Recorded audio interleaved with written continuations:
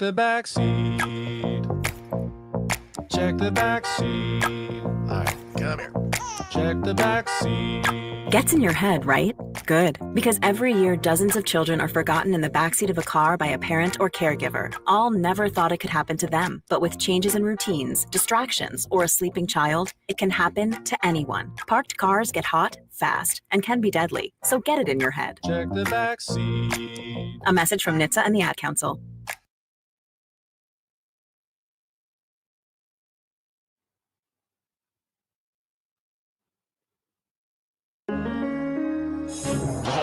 Crossover. Oh, killer crossover. Just crossover. It just crossed him over. Danced to another victim to the crossovers. Cross him up and sit him down.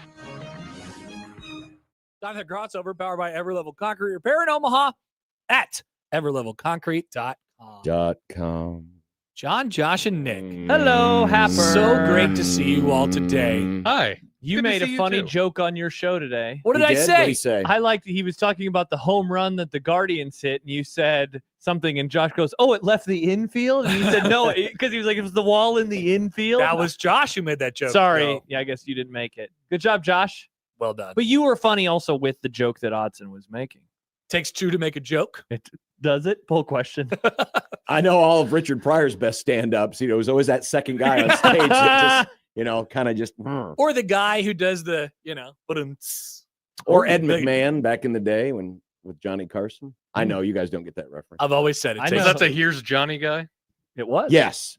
I know. And his bit was Johnny. to always ho ho ho, and then solo. I always did like Paul and Schaefer. And Schaefer would do it too. Paul Schaefer was great. He Yeah? would just Yeah. stand there and say, "Oh, that's funny, Dave. That's Or, great." or they Great do the job. little thing with the bass where you go, boom. I know. love when people do that. That makes me laugh really hard. Yeah. Nick, you need to start doing that more. Yeah, Do I? we need Fewer- musical sound effects. Fewer, Sound effects. fewer takes and more. That's a funny joke, John. We gave like three, Want a laugh track? like 3 years ago, Christian wanted, for some reason, he wanted a synthesizer, like a cheapy little synthesizer. That's kind I- of sick. I have never That's heard him kinda use sick. this. I should just bring that in here. Yes. I would love a synthesizer. We have so and many you can have it requests. back there, and you could just plug it into the board, and anytime, you know, Josh has a zinger, you can just go, vroom. That's a good- Please let me do this. Could you play? I mean, could you like do And it? then it just turns it aside. You can't play the piano or synthesizer, can you? I'll figure it He's out. of music. I can He knows vibe it how to out. do things. I can't play any instruments, So, but I can did vibe you it hear out. my musical instrument request earlier in the show? No. I suggested that we get a gong. Oh, I think did hear We this. should get it. We should get a gong, yes. Man, we're really going to need that sweet studio now with all these musical Oh, instruments we're bringing in. Soon enough, we'll have a backup band. We'll have the Roots. Time to go to break, and then we come back and they're finishing up the band. We're like, good job. Hey, and That'd be awesome. Connor, don't get triggered. We're going to call them 1620 the band. Oh, excellent idea, John. Boo, what John. a great That idea. Can't you sounds imagine the horrible. open and be like, Josh Peterson, produced by Nick Grum, and 1620 the band. Featuring Mike Schaefer. That would be great. Eric If we were just a late night talk show. They're all going away. You know what we should do? Nick, send out a email invite, because we'll ignore it. A like save we've the ignored- date. A save the date. Oh, I have something to say Where- about that later. Where we dedicate a day, just like you know how we did the mega crossover show. Yeah, on the yeah. 4th of Topic July? alert. Topic alert. Topic alert. We should gear all of our shows like we were a late night show. Okay. It'd take some work. It would take exactly. Also, that's we why need- we're- that's Ian, why- we need your help. We need to find the day to do that. Well, Right, it's topic alert July. day. maybe that's Yeah. topic alert. Day. But I What? You're going to be gone again? no, that's You're probably the thing. leaving I want to again. be here for Topic Alert Day We're one of these still days. going You're just to gonna do- kill it after I do it. Yeah, still it's gonna do Topic Alert but Day. it'll be done in like the vein of, you know, like we'll have Connor do another, you know, stupid human pet trick or whatever. Stupid human trick. Yeah, I'll get We're- like all the late night shows they like to do like slime or something like Yeah. that. Somebody gets They're slime. not Nickelodeon. Or how about like I get dropped into a dunk bucket? oh, a dunk. Or what if Or we dunk got tank. one of what those if we, in here. what if we Comedians in cars mapped out getting like a little coffee. course out there and had a little tricycle race? There you go. Or Somebody Excellent. goes out onto the street and Tiny Mike interviews somebody, asks. Or like- Cleans up the dead rodent. Or better yet, we throw objects off the top of the building like Letterman like used to do. Letterman used Great to. idea. What And we idea. try to land them on the rodent. Oh my It's gosh, I love this If idea. you hit the rodent, you win. It's not like it's gonna make it's probably gonna make the rodent smell better if there's a watermelon on it. And then obviously, 5 minutes of topical stand-up. Right. At Of the course. beginning All of the the show. guests have to be in Mhm. studio, Uh-huh. and we sit them down. We get the Merv Griffin No, set. who's going to do Oh the my monologue gosh. at the beginning of the show? That's what I'm saying. Yeah. Topical stand-up. Well, I It's think just this- whatever the topic is. I think this is a good thing for the producers. They can be the stand-up. Oh, great job, Nick. Nick could come out in a suit and through the curtain and do a stand-up routine, and Josh could do one for you. and- Oh, that's a great idea. Who did which late night host had was it whenever they like stomp or whenever they sit down, that's when the music ends? What late night host did that? Jimmy Fallon used to do that. Like they would Well, dance during the Letterman- Like break. they would Break. dance around, or maybe it was Oh. Ellen or something. Oh, Remember Ellen? yeah. Well, that's not late night. Ellen would dance. She would dance and dance and dance, and then whenever she Then she'd sat probably down, yell at one of her employees. Music. I hate your guts. You're the worst. Yeah, and then the cameras come on. Hey, everybody. Yeah. That's kind of a good bit, Today we're talking to a Conan sick child. Conan Conan did would that. sit down. Mm. But Okay. Letterman would do the thing where he'd just like wave his arm, and Schaefer would just like cut the music. Yes. He'd kind of direct the Top we need 10. to come up with one of those. We could do Yeah. the top 10. We can do top 10. Yeah, we get little blue note cards. And then love I got those the note perfect cards. way for the show to end. Uh-oh. One of us says something problematic that gets us fired. We're done. Perfect. We're or at least canceled. suspended for a few days due to an FCC threat. The 3-day weekend. And then the president says that, we had bad ratings anyway. I really so- want He hasn't seen our trend. You're lying, presidency, if you're saying those things. Baptism by Fire wants to know, OMG, is that rodent still there? Oh, It's an oil yes. spill.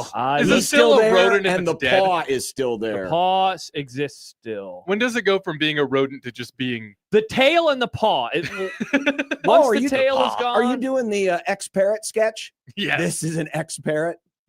Maybe how there's Lucky Rabbit's foot. We could probably No. sell Lucky Possum foot. Oh my gosh. Wait, why are Josh- you pointing at me? What am I going to do? Well, you've been dying for one of your teams to win. I have.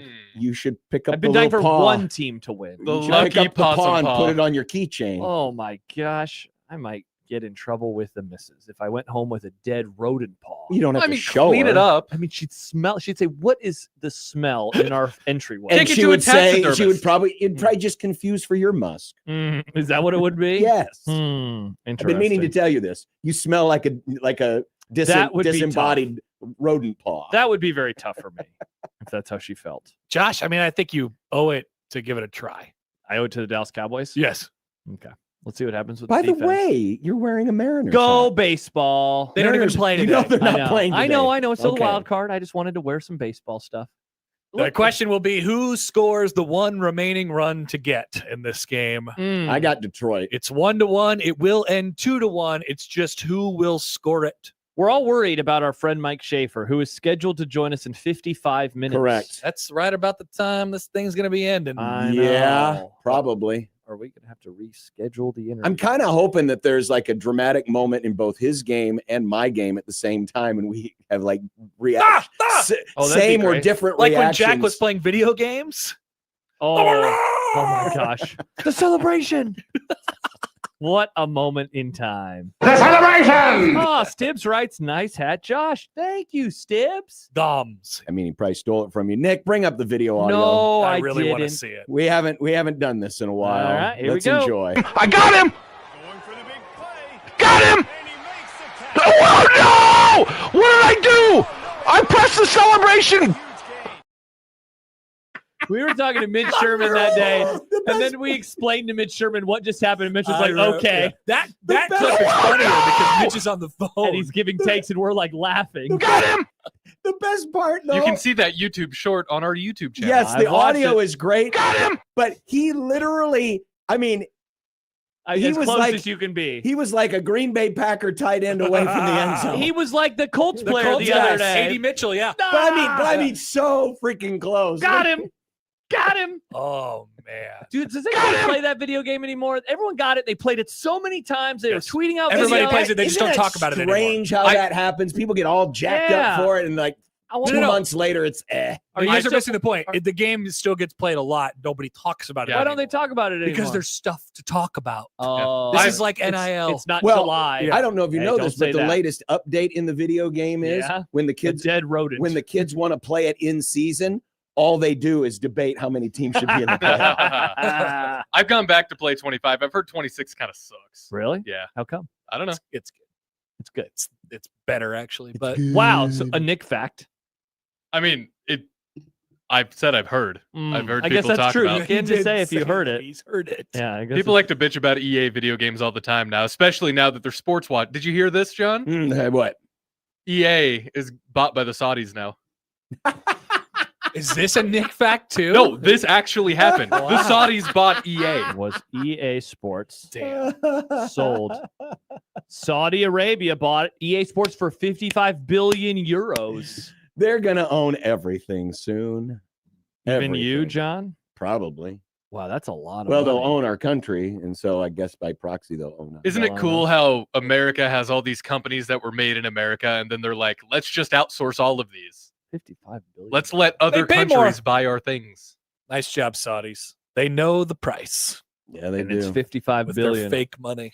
Wow, it really is pretend money. It is. You know, hey, oil. Oh, money.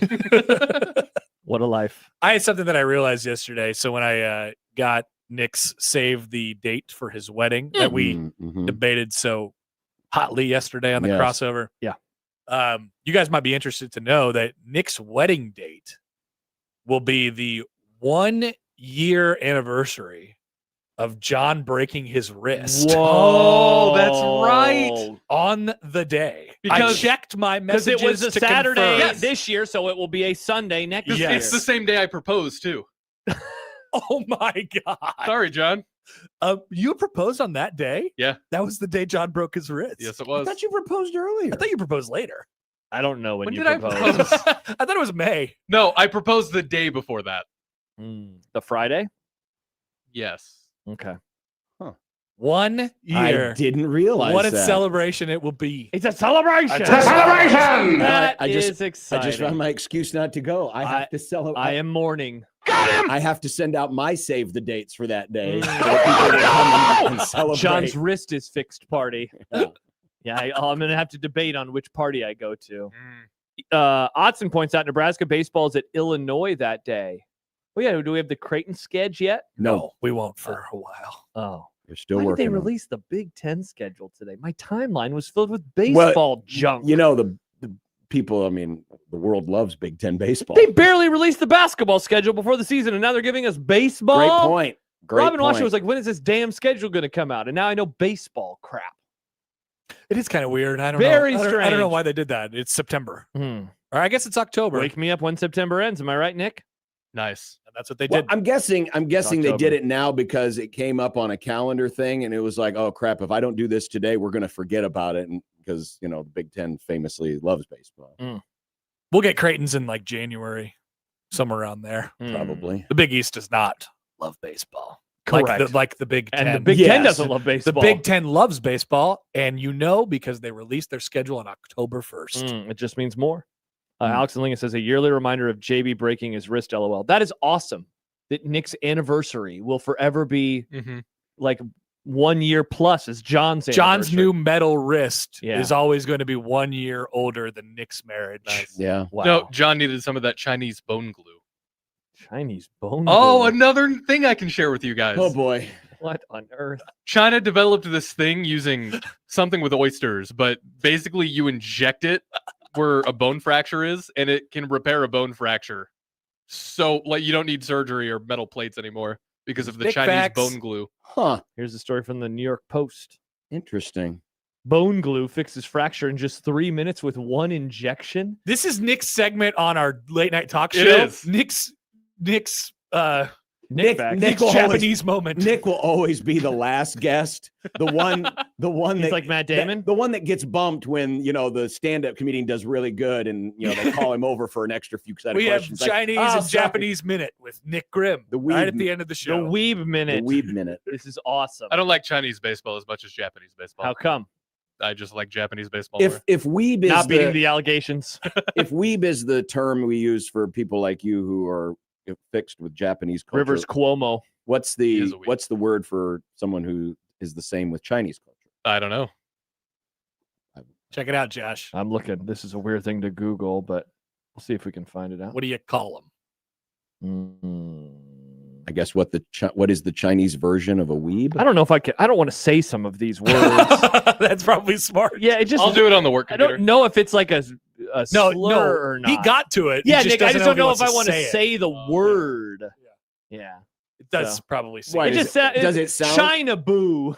It just sounds a little China boo? China Boo It does sound a little bad. or Sinoboo. Oh, so like Oh, yeah. cinephile.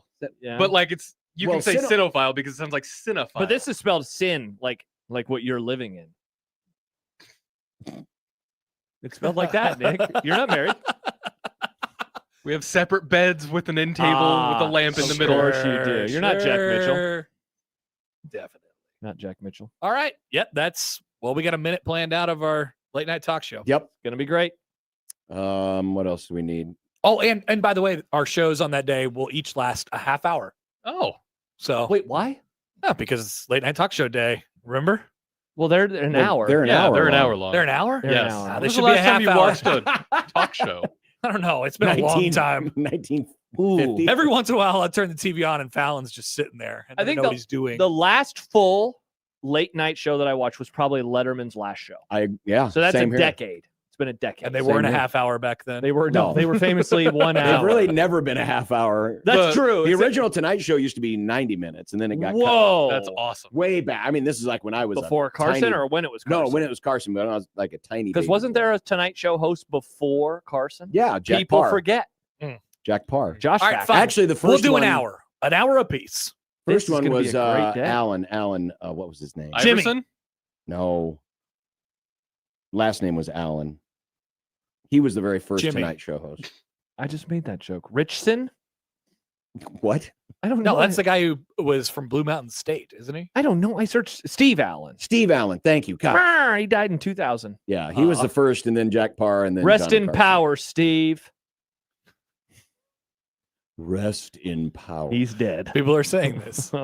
They do People say- are saying They do this. say it. What is the difference between rest in peace and rest in power? It just sounds cooler. Yeah, I think Well, it does, but I mean, is there? I think people say rest in power more for like people who have done important things like for society. Like Martin Luther King Jr., rest in power. Yeah, but they didn't use that Like- term back then. Rest in power? Yeah, they did. Yeah, they did. I don't think so. That's a newer term. When did they start saying rest in power? Maybe they just like Kanye West's power. Rest in power. All right. They want him to rest in Kanye West's song. Never entitled mind. Power. It's Oh. a newer phrase. Hey. An early example of the Oh. phrase was published in LA in an LA Hey. Weekly article about the Latino gangs in East LA in 1989. Hey. That's exciting. Hey. Rest in power. All right, it started. I'd in like to 19 rest in power during Creighton basketball season. This You will year. not be resting. You will be talking You will be. in power. Speaking of Creighton basketball, I just got a text from my buddy Jeff Vanderloo. What They're did he at the say? game today. Oh, at the Cubs game? Yeah. Oh. I Thought you were going to say Lou is listening. Hello. No, Lou. no. Lou is not Hello. listening. Lou is sitting behind home plate watching this Cubs game today. Now, how do we feel? Well, not. Oh, that Oh guy. crap! It's already started. Oh no, the game's already over. Now, how do we feel about the variety of Creighton times that we learned today? We feel Beyond great about it. the late We ones. feel just- excellent about it. Now, Just- people are just pumped for the thrilled. UConn game. Is this what I heard? 8 o'clock On a Saturday? Saturday, 7 o'clock start. That is going to be a Saturday, and is could pretty be likely the pink pink game. out. That is going to be the pink out game. Could be. Because I heard you say earlier Seton Hall. Was that the other one? That's the other option. That Max. I don't think I'm Uh-oh. ruining any confidences here, but he said to the group last night that is the plan: is the pink out game That's on the plan. the UConn. And remember, Because they really want, the national, because it's going to be a big Fox game, Sure. and it's UConn, Okay. so they really want to maximize the remember visual. last year Dollar Beer Night was the UConn game. That's right. That's Will they do true. Dollar Beer and Pink the same day? They No. will not. Oh, okay. Dollar Beer Night is reserved for Tuesdays. or How do we feel Wednesdays. about the exhibition tip times? I realized earlier that it's going to affect one of our shows. Mm-hmm. Going to affect one of Really, our I didn't shows. even. What is it? The Friday game, because that's when Nebraska plays Minnesota. I'm out of town. We're on the road that day. Won't even be here. Mm-hmm. Yeah. So I have not thought about it, nor will I. You don't care about your fill-in host? That I do care about my fill-in host. Okay. I do care about I that. care. Tough look about you not caring about your Killing? fill-in No, horse. I just said I do Host. care. I do Can I care, talk? but not my problem. Yeah. God dang it. Uh-oh. They already scored? Yeah. This brilliant idea by our manager to have a Bullpen day. have a bullpen starter What? instead of our real starter. But Craig Counsell's a good manager. Yes, Craig Counsell's a good manager. He's 1-0 in the playoffs. Do you think? this year. Undefeated in the playoffs. Do you doesn't yell think he enough. became the manager of the Cubs as a covert way to sabotage the Cubs? Believe it or not, there are some people who think that He's a that's- Brewers forget- sleeper that's- cell. He's a Brewer sleeper That's cell. not really. I mean, he did it for the money. He Learned got some paid a Cowboys lot news. of money. A That's lot awesome. of money. Wow. Are you comparing the Cubs to the PIF? No. You know who was else also a great Brewers manager? Ned Yost, who was the manager of the Royals during the 2014 American League here we Wild go. Card game. I like how it wasn't during the World Series. It was during the wild card game. Just that game. People wanted Ned Yost fired for years. Many years. Yeah. Dirk Begg's been in third place for Ned years. Yost famously got fired as manager of the Brewers of a team that I believe had already clinched the division. What? And He got fired? he got fired because they were really, really bad in September, but they had like created themselves a pretty nice. They might have already been clinched, but he got fired like the last week of the season. For That a team that is still made the playoffs. That's crazy. That's what. Do you want to flip the games, John, by the way? Do you want the game on the big TV? We can do it. We'll do Yeah, it. go ahead. All right, we'll do it. There we go. It's so far the Cubs being on the tiny baby TV has It's not worked cursing out them? very well. Look at everything. It's so blue. It is still very blue. So blue. All right, Ned Yost. Let's see. Yeah, check that out. He was that fired might be se- a Nick fact by me. He was fired September 15, 2008, with 12 games remaining. The Brewers were still in the playoff race, but had Okay. lost 11 of their last 14 games. Okay, so nailed it, kind of. Kind of nailed it. Did they make the playoffs? That's what we need to find out. I The will look it- 08 Brewers. I will look it up. While we're looking this up, how do we feel about Albert Pujols reportedly being the new GM of the Angels? Whoa. They made the playoffs and they won in the NLDS against the Rockies. No, wait, that was 2018. Wow, My bad. that's Never mind. interesting because They made the NLDS. Lost to he the wasn't Phillies. in a front office position before, was the he? GM? Well, it says manager, I guess, so I don't know if that's That's same as manager. That's different. Yeah, manager Okay. is the head coach. Yes, Yeah, yes, there's it the is. field manager and the Also general surprising. manager. General manager is like It's the guy who Buster just got Posey. fired from the Rockies, yeah. Sure. I was gonna Right? say Billy Yeah. Bean. I was gonna say Billy Bean like in Moneyball. Yeah. You ever see Moneyball? Pujols Yes, I love Billy believed Bean. to be He gets on base. Artie Moreno's leading choice as manager. Let's build him in the aggregate. Well, Interesting. I 'Cause shared a he's Nick not. fact. He hasn't done anything. Well, that's after rude, retiring. John. No. After retiring, He played junior college baseball at I don't. Indian Hills, I see. think. Who? Albert Pujols. Really? Yeah. How old was he though? 30? Nobody knows, Josh. And it'd be unfair to speculate. It Yeah. would? Well, I guess no. He did manage a team in the Caribbean League. Wow. There you go. So he's not like what's his name who got hired by the Colts a few years ago. Oh, Jeff Saturday. Remember that? Where he was literally great. a pundit on ESPN. And they were like, "Come on in, Jeff." Yeah, this Remember is. how awesome Albert Pujols was in his prime? He was great. He was so good. I He's was- so athletic, too. And then he fell off a cliff because he was a certain number of age that we don't know how old he Could have actually been was. any Yeah. age. Yeah. Because he went to the Angels and then he sucked, right? Or did he start Immediately. sucking with the cards? He had a couple good years with the Angels. Yeah, and then it just went off a cliff. It's like poor Ken Griffey Jr. He was so good and then he went to the Reds and his career Well, was never the same. Pujols was an awesome, he was like almost a 5-tool threat early in his career. Remember, he was a third Yeah. baseman. He was fast. I think he stole probably 40 bases in his rookie year. Mm. And then he got really, really big, interestingly. And then how did that happen? Yeah. He wondered aloud. Ate a lot of protein, John. Oh, that's what it is. Protein. A lot of chicken breasts. Mhm. Albert Pujols is cool though. No, he wasn't. Wow. He was he. I can understand why you would say that. He was and it's not because he was the number one Cub killer Enemy of the state. of all time. I mean, Really? the man the had number one. he had an ability to Worse than Steve break our Garvey. will. Yeah, Garvey was he was like a one-trick pony. They get him. A double steal. Yeah, they didn't even throw. Let's see. Stolen bases, you say? I'm going to say 40. That would be way off. He did not steal 40 No. ever. His peak was 16 in 2005 and Woof. again in 2009. He wasn't as fast as I thought. Didn't get caught stealing a lot. He was Boy. he was an efficient Oh, base boy. stealer, and that's going to be a run. Looked like more. You thought it was going to be a home run. Where's Lou? Can we see him? I think he's. Put up the Lou horn. I think they're somewhere behind home plate. I think they're somewhere behind home plate. Okay. Because John McHugh, who is Mac's like right hand guy, his brother works for the Padres. Okay. That explains So that. that's So the- John's there too? Yes, Johnny's there too, Wow. but he's there to root for the team. Home the team. No, he is Oh. there to root for the team whose Fathers. colors are poop and pee. Ha! Are they wearing their poop and pee colors? Yes. I know it's hard to tell with everything tinted so blue, but yes, the Padres today are wearing poop and pee. We have a one-eyed hawk fact in the chat. Ned Yost was friends with Dale Sr. Do it Oh, for yeah. Dale. Oh Yeah. yeah. Raise hell, praise Dale. Yeah, they were good. Ned friends. almost died a couple of years ago because he fell out of a deer stand, which is about the most country way you could die. Yeah. I think. Whoa, that is the most country way. Plus, you he's can wearing die. camouflage, so it would have taken forever to find him. Yeah. Boo. Jeez, great Ned. job, Ned. Wow, that's just terrible. I thought you were going to say you almost died by trying to like a Dale Earnhardt joke, and I decided. Like crash a car into Yeah, a wall. or Oopsie, he turned right when he shouldn't have. You're going to hell. That's all I can say. You're going to hell. Dale Earnhardt And Sr. Dale will dying not was be not there waiting his for you. fault. Whose fault was it? I mean, Elliott some of it was his fault. Sadler? It was Elliott Sadler. Wow. No, it And was maybe actually- Rusty Wallace. Should have worn it the was- thing. It was Sterling Marlin who made Sterling, sorry. But But also, it wasn't his fault. It was a racing He accident. should have worn the thing. well, I mean, Well, they didn't have the thing. I thought they made the thing because They of him. made the thing because of him. Oh, I thought No. they had it. He just didn't want it. Senior's He was like, problem, I No, know. that was the helmet. He didn't wear the full face helmet. That's Yeah. insane. That is wild. That's You when should dudes have were done still that. wearing aviators driving NASCAR cars. 100%. Yeah.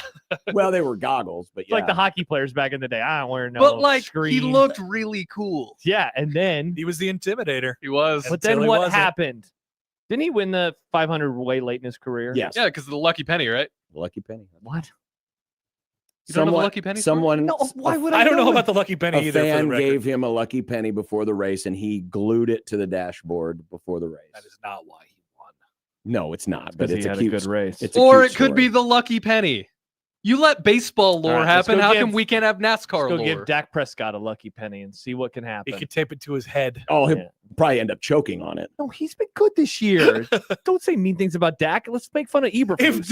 If some NFL players should come out with a penny taped to their forehead, That would be and awesome. just to see what would What happen. does I Dak think do the- with Well, that the problem penny? is it wouldn't stick because Dak's always sweating a lot because he was Dude, worried. he that was one of sweaty his- on guy. Sunday. one He, of- one he of his teammates gonna outperformed call the him out. sweaty Dak narrative that only I believe in. His sleeves, he loves his sleeves. He does love his sleeves. I think if we want to do a full, we need to give him the lucky penny and also one of the old like 1940s football helmets. that would be dangerous. Single bar. That Yeah. would be really dangerous. Yeah, it would. Well, Alex Not if says, you're a quarterback, though. It'd be all right. Alex says crappy booyer 2 days in a row. No, it's been, We're doing okay. yeah, Yeah. yeah. We're not Wow, talking about jeez. Texas. Yeah, yesterday's was tough. We all What do you agree. expect from us? Yeah, come on. The Cubs I think are this on. is okay. We're trying to plan out our Creighton basketball season. no our salute to late night TV shows. We need one more I guess- really great topic for it to be a happy new year. I think we're close. I don't know what Yeah, it Wow, is. we're your running out of producer even time. agrees this is a crappy boo. No, it's not, Oh, Josh. Screw you, Watson. Crying out loud. That's a bummer. Josh grunts the slate every week, and he's telling us that we do bad radio. Mm. I've talked to somebody in my life who is uncomfortable during Grunt the Slate. Does not like the segment one iota. Mm. Like, hey, have you ever Fascinating. listened to Grunt the Slate? And I say, yeah, like, yeah, it makes me uncomfortable. Is it because of the Crappy Home Alone drop? Boo Year. Home Alone? Yeah, when he really likes something, doesn't he Oh, play the- Marv getting electrocuted? Yeah. I think it's just Odson making noises. I'm confused. Is that good or bad? Because It's good. Okay, in the context of Home Alone, it's bad to get electrocuted where you see your skeleton. Mhm. Yeah, but he survived. But think about the excitement coursing through his body when he was getting electrocuted that way. Probably a lot. Is that excitement? Almost what as they were much as calling you it? would when you hear that the Bills and the Ravens are playing each other. And that remember when that game happened, it was like these are the two best teams. These And teams now are so the good. Ravens, The Ravens are the- not. They're horrible, and Lamar's not going to play for the next 2 games. They're going to be 1-5. Ouch. That's a bummer. When was the last time the Ravens started 1-5? Oh my gosh, it's been a lot. Maybe when Kyle Bowler was their quarterback. Oh, wow. Could Good be. one. Thank you, Flacco. It was before Flacco. Joe Flacco. There's something about a pocket passer. Pocket passer. All right, I'll look up. Flacco. I mean, I love that honestly, video. Nick, Kyle Bowler is probably the guy. honestly, it would not surprise me if the Ravens, because they've only been around since '96, if they have ever started this poor. Oh, do we count when they were the Browns? No, we are just counting the Ravens. Okay, they were 2-3. I'm just trying to find after 5 games. All right, I'll keep looking. You guys. 1-5 is 6 games for the record. Oh, that's right. So I need the 6 game. Yeah, my bad. Well, yeah, because so their first year they were 2-4. Mm. So bad, but not 1-5. Especially for What was their first time first? team. What was their first year? 1996. Okay. 1996. I doubt it. They have really never been bad. I'm gonna look, but I'm going Yeah. to guess that they have never been that bad of a team. I'm looking around the Kyle Bowler era right It's Yeah, not I like think they're you're bad. right. It's not like they're bad right now, though. They just have had a bad start. They've had a bad start. Yeah. Their defense is pretty. So in Their other words, defense they're sucks. kind of due to have a bad year. Again, 2-4 in 2005. So not 1-5. Is that some Kyle Bowler? Yeah, I'm in the okay. Here we go. 2015. They started 1-6. Actually, Wow. Was that when Lamar was? No, Lamar didn't exist. Lamar? Yet. Yeah, Lamar did not exist. it was not come out of the womb yet. Flacco. That Joe Flacco? Joe Flacco. In 2015, they would have had Jimmy Clausen, Ryan Mallett, and Matt Schaub. What? That can't be true, can it? That sounds like the Texans. Does sound like the No, they had Texans. Flacco. He wasn't on their depth chart. Oh, there he is. He was on IR at the end of the year, so that's why they sucked. Why they start 1-5? Well, yeah, you said end of the year. He was on IR at the end of the year. I'm looking it up right now. So they lost in the opener to the Broncos. This is 2015. What was their record? At the end of the year? Yeah. They finished 5-11. Ooh, Wow, so kind of rebounded though after starting 1-6. wow, fire hard. Not a bad rebound. Yeah, so they lost to the Broncos. They had a lot of one-score losses. Lost to the Raiders by 4, lost in overtime to the Browns, lost by 5 to the Niners, lost by 8 to the Cardinals, lost by 2 to the Jags. Wow, they sucked. I don't remember this Ravens team at all. That's probably why. Zero recollection of Yeah. this Ravens team. Well, But they how didn't many- even what is draft that? Lamar That's yet. like What year was 3 Lamar years, drafted? 3 years after the Super Bowl. Is this the year after Yeah, the 3 Ray years. Rice situation? It is the year after the Ray Rice situation. Yeah. Interesting. In the words of Selena Meyer on Veep, Ray Rice, he play nice. So, who was their running back that year if it was not Ray Rice? It was not Ray Rice. Let's see. Running backs. Javorius Allen. They had Kyle Juszczyk. Wow, I don't remember this at all. Someone named Terrence McGee and another man named Terrence West. I don't Terrence know. West. I remember some Terrence Justin West. Forsett. Remember him? His Yes. name came up Yeah. a lot with Yes. John Tuvey. Yes, he did. Yeah. Yeah, that was back when we were still doing fantasy football. Gross. Whoa. Don't miss those days. No offense. Yeah, those I- were bad I mean, Tuvey was a good dude. John, I still follow him on Twitter. I think I do too. Yeah. Every time I hear Better Than Ezra, I think of him. I do Wow. too. That was his theme song. Yeah. Which song? Da-na-na-na-na-na. Good. Good. Because then John had Good. Palpatine saying, Palpatine. Good. Good. Nick, look up, see if we have Tuvey. It's Tuvey. Would it Right? have been that or the fantasy football open? Look up Tuvey. Yeah. Tuvey first. Tuvey. Yeah. There it is. I'd like to hear All right, this. let's turn him off. Hit it. John Tuvey. John Tuvey, what's your favorite band? Better Than Ezra. That may be incorporated into your open.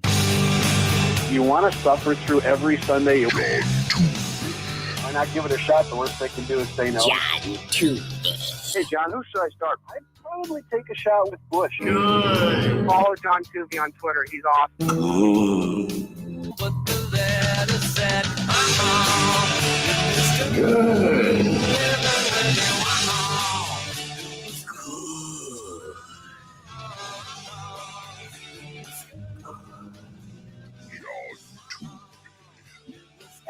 Bush is probably your best bet. Yes. Good.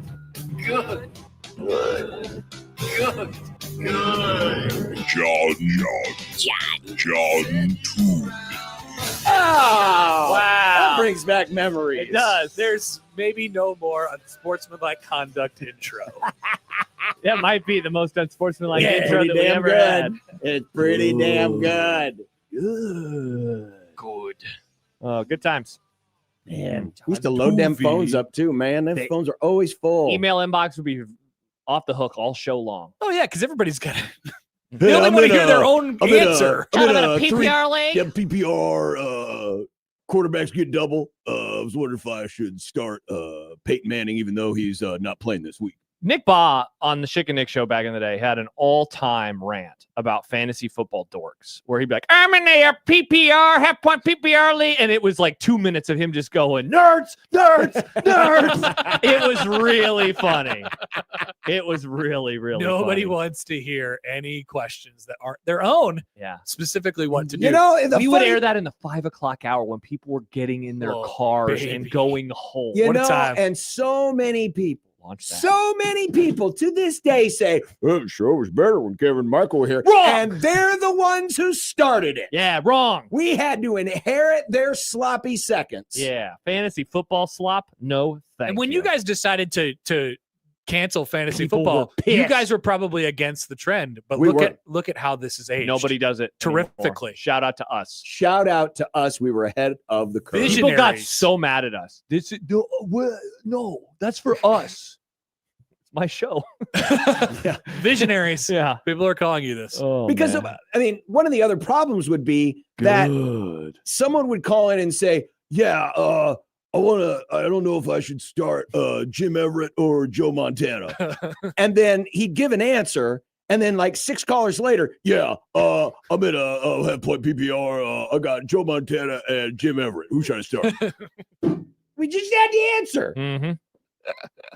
I was on hold. I couldn't hear. Jim Everett, probably. Chris, as Jim Rome would call him. Rome. All right, did we redeem ourselves? No, No. It got worse probably, but that's Jeez, okay. Oh man, I'm disappointed in us. It's okay. Ben says fantasy football is actually preferable to nonstop sports gambling slop. We don't do much sports gambling. And we if talked we- to Todd, but he breaks down like the matchups. Yeah. Todd. Todd. Yeah, it's just it's Yeah, I talked to Alan. I just Yeah, mostly yeah, ask yeah. him football questions. Yeah. So Yeah, so we're not even doing that stuff. yeah. Yeah, we don't have that one guy on anymore. What the, oh, guy yeah. remember? Oh yeah. Buffalo. Yeah, well, he kind of struggled. It's You know. on other shows.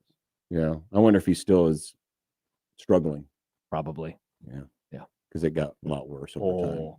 Uh-oh. many people have 1 in 4 people week. Like 1 in 4 weeks, 0 in 5 weeks. Over and over and over. Yeah. There you go. All right. Crossover powered by Everlevel Concrete. It's here in over! Omaha. Everlevelconcrete.com. Great job by everybody. It's Wednesday. Man, the Cleveland might get out of this jam here. Had first and third and nobody out. And they're 1 pitch away from escaping with the tie. Wow. I think we might have to move back Mike Schaefer today. You think? Well, I mean, it's the top of the 7th. Well, he hasn't said anything. Well, he did. He said it's fine. But then he said, I could do this time if you need me. I'll to." just make sure the delay's on. It'll be okay. Nice. I just feel Oh, I bad. I wouldn't want to come on and talk about anything when the Cowboys were playing in a game. Really? The whole damn game. I The forgot about whole the damn Cubs. game I is forgot about the happening Cubs. during the show. All The right, fine. whole damn All right, game. I'll say Shafe. John says you have to do the no, I didn't interview. say that. We'll figure it out. And by the way, fake news, ABC, they have a giant Mexican beer ad in center field. That doesn't exist. The beer? Or the No, ad. the ad. Oh, It's in the hitter's Oh. background. superimposed. Nice. Yeah. Fake news, ABC. What are you going to do about that, Stephanopoulos? Strigori points out the insane Michigan State guy hasn't been on for MSU week. That guy doesn't come on with us anymore. Hondo Carpenter. He doesn't really cover them anymore. I don't. He's a Raiders He guy. covers. I unfollowed him. I think. Yeah, but and Oh and it got a little nauseating. maybe a little, John. Yeah. Maybe a little. I mean, one of your coworkers loved that man. he did, but he had some takes himself. Oh yeah. Now he does Now he's an actor. with his jeans, Very interesting. bedazzled jeans. Interesting. We should one time like look back at like who was covering things in like 2014. Well, Matt Peralt just came say, up where on, are the you now? on your Where are they now? crossover today, because when you were talking about Matt doing the post-game show, he should be like Matt Peralt. Life goals. Hashtag life goals. My goodness. All right, that was a crossover. 16-20 in the zone.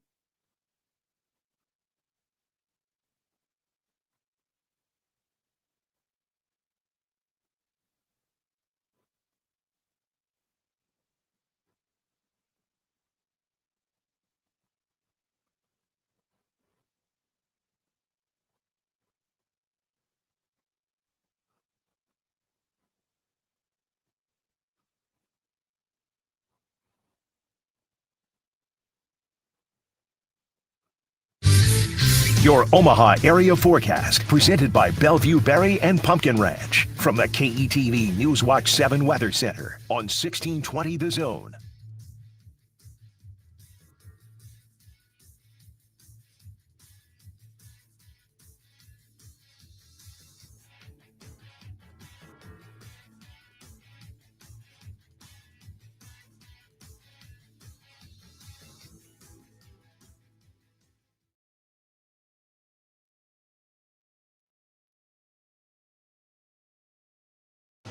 Ron Brown breaks down the Michigan game and previews the Michigan State game. Thursday at Holy Ghost Church. Doors open at 5. Program starts at 7, and it's only $10 for adults, 5 for children. Sponsored by Jones Barrel Company and Beer City.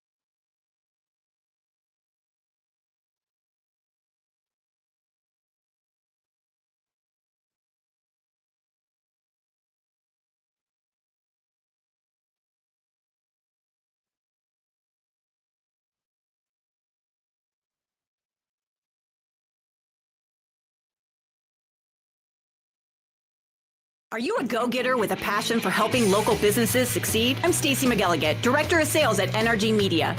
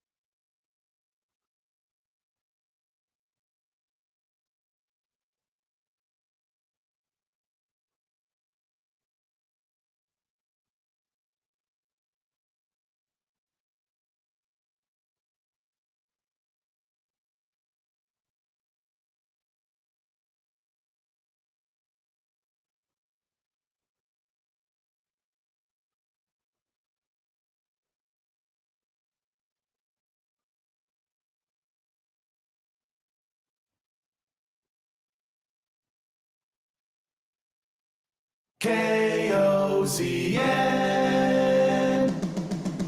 Unsportsmanlike conduct on 1620 The Zone. Husker Athletics, Creighton, and yes, UNO. Don't miss a moment, they'll give you your fix. They're on every day from 2 until 6. Spend your afternoons with John, Josh, and Nick.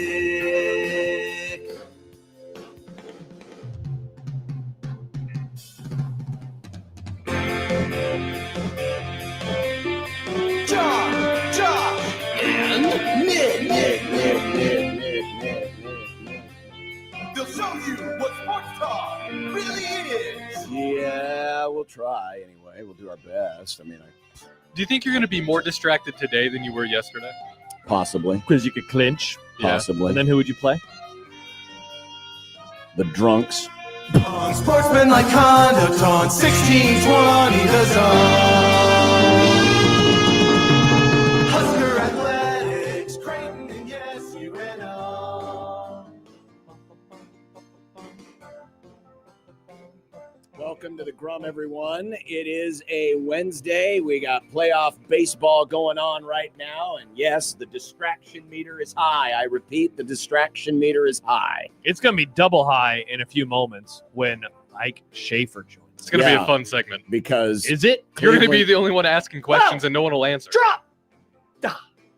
Cleveland's going to the 8th inning, tied with Detroit in a must-win game. The Cubs are trailing early to the Poopin' Peas. Ha! 1-0 in the second. Got him! My guy Seiya Got him! just struck out. What is it with the great Japanese players? They have such good pun-worthy first names. Nick? Like, when Seiya Suzuki, it's a home run, you can say ya later. Nice. And of course you have Shohei. There's so many things people have done with Go Shohei. hey. Welcome to the show, hey. Nice. He had 2 home runs last night. You see that? A couple dongaroos. Yeah, but By the way, he I still framed Ippei. I turned on the Yankees Red Sox game immediately as the Red Sox were rounding the bases to score and take the lead. I started laughing to myself. Oh, sorry, Nick. I forgot that you're a Yankees As much fan as I think that rivalry is the most overhyped rivalry in sports. I wish I could have been there to see the last inning. No, you don't. Oh, that's right. You were doing Creighton stuff last night. I didn't see it. Mr. Jace. The Paige Yankees was not very happy. The Yankees are the first team in Major League postseason history to have the bases loaded with nobody out in the bottom of the 9th and not score a run and lose the game. Wow. What an amazing pull. What a great stat. History happens here. Nick loves fun baseball stats. Sure I do. bet you were like, Hun, have you seen this stat? It's pretty cool. I It's a would fun not show her baseball that after stat. the game. There Well, is were- she I listening mean- right now? Did she just learn about this stat? I don't know. Sometimes she listens, sometimes she can't. You don't read it because you're not in baseball, but Jason Stark always does I only read him on Tuesdays before Mike Farron. It's not a Tuesday. Wild there's no and Mike weird Farron. in baseball, and he had so much stuff for just 4 games yesterday. I love Jason Stark. There was something from every game last night. He looked up how many times in postseason history a team had the bases loaded with nobody out in the 9th inning of the game. It was trailing by 3 runs or less and then not score a run. And the Yankees ended up doing it the last time in history. And there was a whole bunch of other stuff too. Like it's the first time that Aroldis Chapman had allowed 3 straight hits in a relief appearance. Really? Yeah. Even when he was with the Yankees that one time and he Yeah. made that funny face after the Astros hit a dong, he Yeah. hadn't allowed 3 straight? Wow, interesting. Exactly. Well, you'd make a funny face at a dong too. No, I'd be like, Tarek Skubal set a personal best that was nuts. strikeout record That's a lot of Ks. in a postseason game. How many Mhm. times has a Cy Young Award winner done that? Did he mention the Red Sox pitcher? I don't. What did he think do? so. It's the first time a Red Sox pitcher has gone. It was either a specific amount of innings or a specific amount of pitches since like 1903 and 1911. Because he had 117, 118 pitches. So it was like the most pitches in a game in a long time. Is that what you're saying? I don't think it was most pitches in a game. Shohei became only the 3rd player to have a 50 home run season and then do a multi home run game in the postseason, joining Babe Ruth. You might have heard of him. Greg All right. Vaughn. I found an article that is titled Crazy Stat from Garrett Crochet's Red Sox Yankees Masterpiece. Let's see if we can find what Nick was trying to say just now. Let's see. He threw 117 pitches. There's nothing in this article about the 1900s. I don't know. We'll see if we can. It find was this a stat. graphic that got pulled up on the TV. I don't remember. Okay. It was wild looking up at the score bug and seeing the number of pitches that he was at. I thought that pitchers weren't allowed to throw more than 100 pitches in baseball in 2025. Are they going to ban the manager? I guarantee you that AJ Hinch was probably, puckering up big time. Like, oh my God, what are we going to do? What are we going to do? But yeah, sometimes you just got to let your studs go, man. Let the studs ride. Sometimes, you got to ask Secretariat to make another lap. Famously, Secretariat was only good for one lap. That's true. What kind of a horse is that? I've seen track stars do more than that. Yeah, I ran 26.2 miles multiple times. Yeah, but you only did one lap. Actually, you didn't even do a lap. Nah, Boston was point to point. I should have turned around and ran back. You should have. Tough. Well, it's the Grum Down, Mm-hmm. powered by the referees at John Higgins Weather Guard. Day 2, postseason baseball. Are the Cubs losing yet? Yep. Wow, you did it again. They sure are. But they did come back yesterday, John. They could come back again. Yeah, I doubt it. Okay. Nope. God has already decided that Yes. tomorrow is going to be hell. And you're for sure that they're going to play at nighttime? That's 100%? Well, the only way I can envision that they wouldn't is if the Guardians win? I mean, and then the Cubs win, and then the Yankees win. Well, boom, you're playing in the afternoon. That's the thing is, it would have to take. It would. I think it would have to take a Yankees win because I think they would put the Yankees game in prime time. Yeah. But then there's the chance the Cubs game will be later in the afternoon, and then it'll. Oh no! Then you'll be driving home. Yes, I'll be driving home, and then the end of that game will cross over with the beginning of the. See, it's all coming together in a perfect casserole of poop. Wow! And they're playing the poop and pee team. Mike Schaefer will be here. He has said he is going to do the interview. He is committed to it. His team's tied in the 8th. Dana was being direct yesterday. Everybody is being direct this year. Another day, another Dylan debate. Oh, what did you say this time? Hey, at John? least he made the top 25. What did you say this time? I didn't say anything. This was somebody else. Eric Edholm is back, folks. Great get, Nick. We Thank love you. the National Football League. Got a lot of things to talk about in the National Football League about how this season has started. Yeah. Mitch Holtis, he'll be happy to see us. He's probably going to be in a better mood this week. Oh, he'll be in a very Is he back good on the mood. video, Nick? I believe so. I sent him the thing. Oh, that is so exciting. I can't wait to see his face. Painter, Hurley, and Mack. That sounds like a law firm off-brand law firm of great coaches. Yeah. Is that the article about the scouting that's been making the rounds?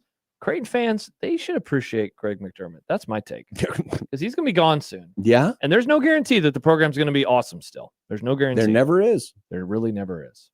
Dumb Debates Day. Send in your dumb debates into the JTech Construction Zone Twitter page at USC1620. Use that hashtag dumb debates, please. Because when you do, it makes it easier for us to find it. Nice. Or you can email your dumb debates into the Equitable Bank inbox at Equitable. We take banking personally and answer the phone on the first ring at John at 1620thezone.com or Josh at 1620thezone.com. Awesome. And who won the real battle last Saturday? Last Saturday. We'll have those details coming up in content. One battle after another. You talking about the movie with Leonardo DiCaprio? Nope. Benicio del Toro? Nope. Okay. Nope. Is that the new movie? Yeah, I saw it on Friday. And? Loved it. Good. Yeah. Really funny. Good. Yeah. Oh, so it's a comedy. No, but it is funny. It's like Mad Men. Serious, but has funny elements. I laughed out loud. There were some lines in there, John.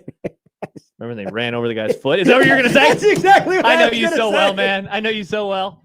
Yeah. That was so funny. Uh-huh. Yes, it was. Gee, what's going to happen here? A guy driving a riding lawnmower around my the gosh. office. He can't golf.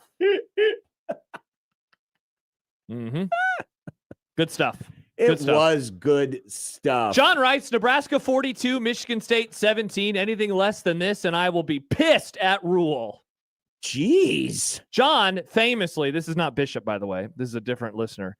This listener is not a fan of Matt Rule. So this seems like an unfair bar that Matt Rule needs to clear. You know, it's interesting you say that because I've been waiting for it. Haven't seen it yet. But I do wonder because, you know, this week we've been on our high horse talking about how 4-0 should be the expectation for the month of October. I'm a little surprised that we haven't received the pushback of you guys are setting an unfair bar for Matt Rule. You're setting him up to fail. I did get, now that's a good point. I did get a little pushback yesterday in my Menchies about it. Now, this person did not say you are setting Matt Rule up to fail, which I think I would say, no, that's not what we're trying to do. We're just trying to have a conversation. But this person did say, no, this is an unfair thing to say. I just want them to beat Michigan State. Why? The program hasn't given me any reason to believe that they can do more than that. Right I love it. Listen, I appreciate all of your opinions. Mine? All of them. You're talking about me or the listener? The listener. Yeah. But I love how fans try to act and think like coaches. Yes, and it was that. I'm focusing on the game this week. Like, come on, man. You're not playing the game. Yeah. You're not influencing the game at all. You're just a fan who's watching the game. Yeah, exactly. And while you're important. Without you, the program doesn't exist. Most important voice. Yours.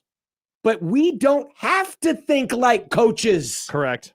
Yeah, here it is. I found it. Okay, this was from... Imagine if we did a show where all we do is think like coaches do. Boring as hell. Yep. That show would suck. Yep. C wrote, we haven't finished with a winning record than 6 wins since 2016, more than 6 wins since 2016, because we never take care of business against the Michigan States of the world. Nebraska hasn't earned the right to be pre-disappointed by success. I will savor every win until proven otherwise. Fine. You can savor every win, but I think it occasionally we have to do things as we have conversations in a big picture mentality. 100%. And I see 4-0 in October as a benchmark similar, not identical, but similar to beating a team like Michigan. Nebraska did not achieve that benchmark. But I think with a 4-0 October, they can achieve a different benchmark, and one that is also significant because it shows that you can actually go out and string together consecutive wins against teams you are favored to win, which Nebraska has not been able to do. Correct. Yeah, this person was like, you just want to fast forward until the end of the month. No, I don't. We have 20 hours every week to fill. Sometimes I talk about big picture stuff too. We have a lot to come on Michigan State. We're going to break down their team tomorrow. We're going to have all of the 16-20 the analytics. I can't wait to dive into this matchup a little bit deeper. And then we're going to try to figure out where they're going to fit into the expanded playoff. No, we are not, Nick. No, we are not. Coming up next, they've gone to commercial, so it's probably a good time as any to contact Mike Schaefer, and maybe his appearance on our show will give the Guardians the mojo they need. Come on. Get that last run and win this game and do it for the land. This one's for Mike. 16-20 the zone.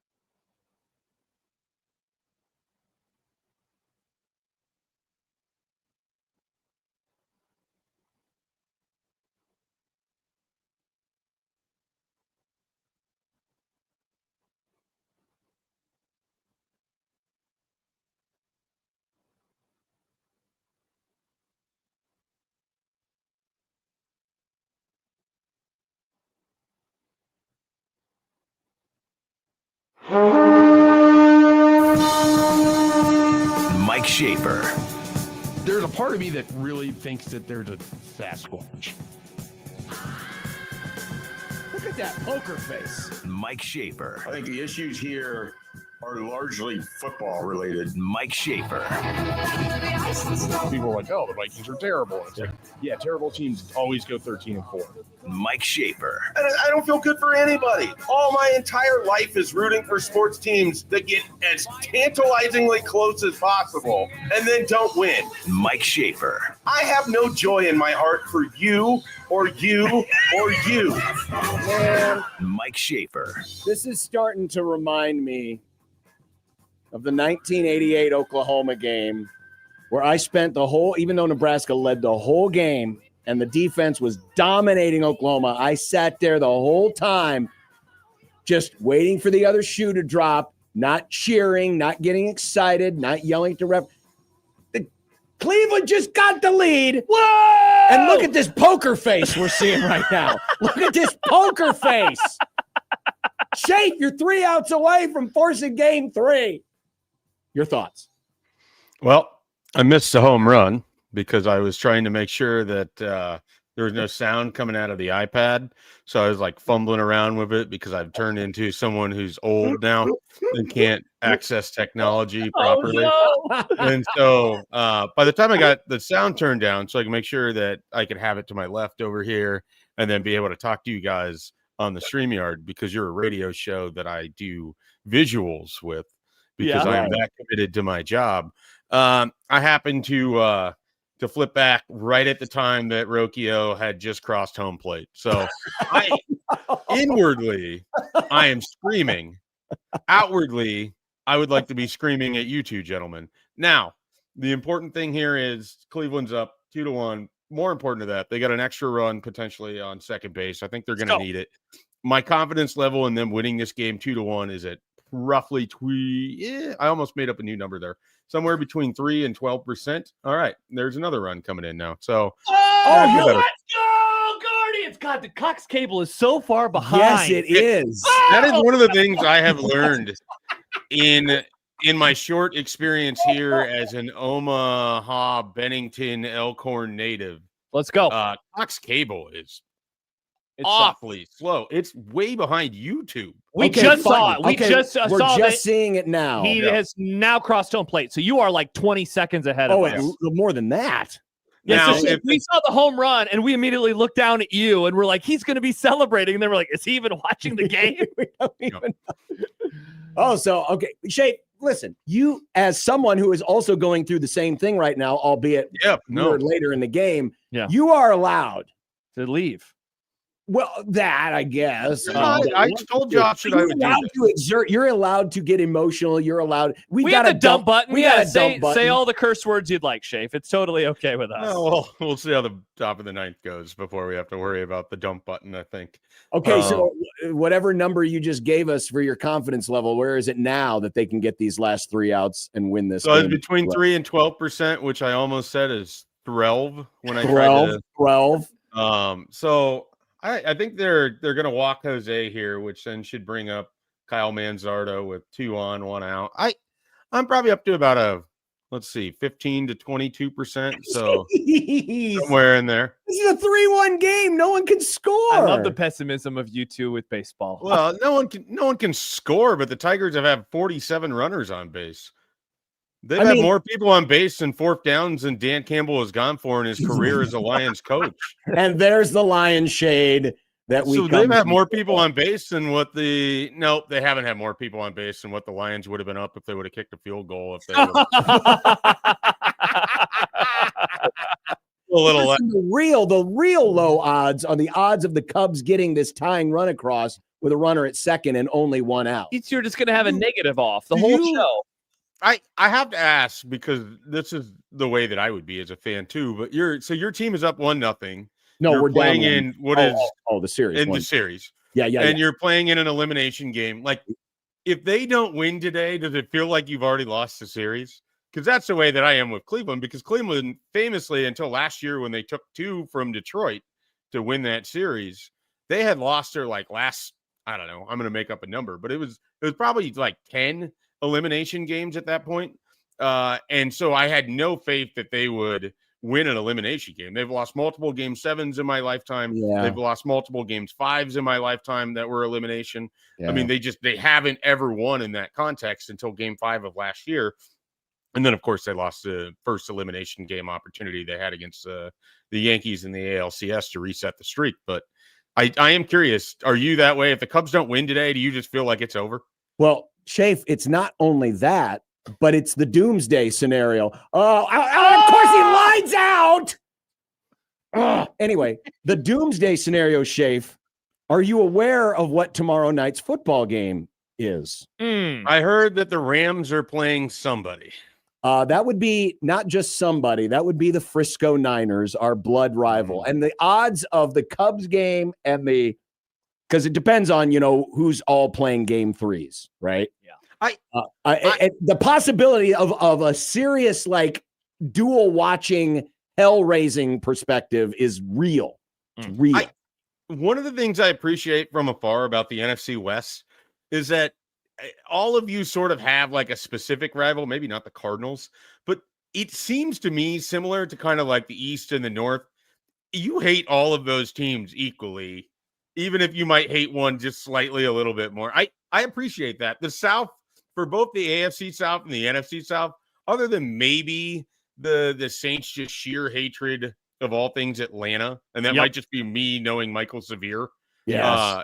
It's hard to think that either South in the NFL has like the same level of just disdain within the division that the other ones seem to bring to the table. Well, the problem is, I mean, the reason why it works with the Rams and the 49ers is there's always been a San Francisco LA rivalry, whether it's Dodgers, Giants, and or this.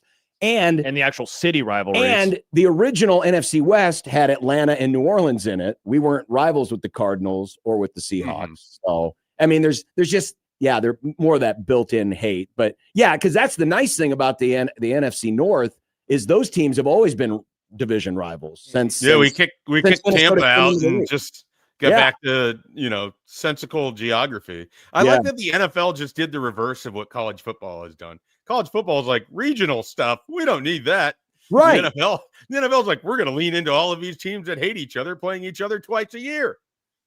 That's true. For the most part, everything is better again, except for the Cowboys being in the NFC East is always strange. And yet it fits because everybody hates each other in that division, so it works very well. And now I'm going to rather be in the South? No, I like being in the NFC East because I despise those teams. So they have to do it because they need the big markets together. So we're forced to see the Cowboys or the Giants or the Commanders or the Eagles on 75% of the primetime slot. Yeah, our games are fun at least, Shafe, because we have no defense. Yeah, your games are fun. What? Thank you. See, he just said it. Just because you hate them, you can never acknowledge it. The Cowboys play fun John, football games. There's an element of the Cowboys being on the television where someone could score from anywhere on the field.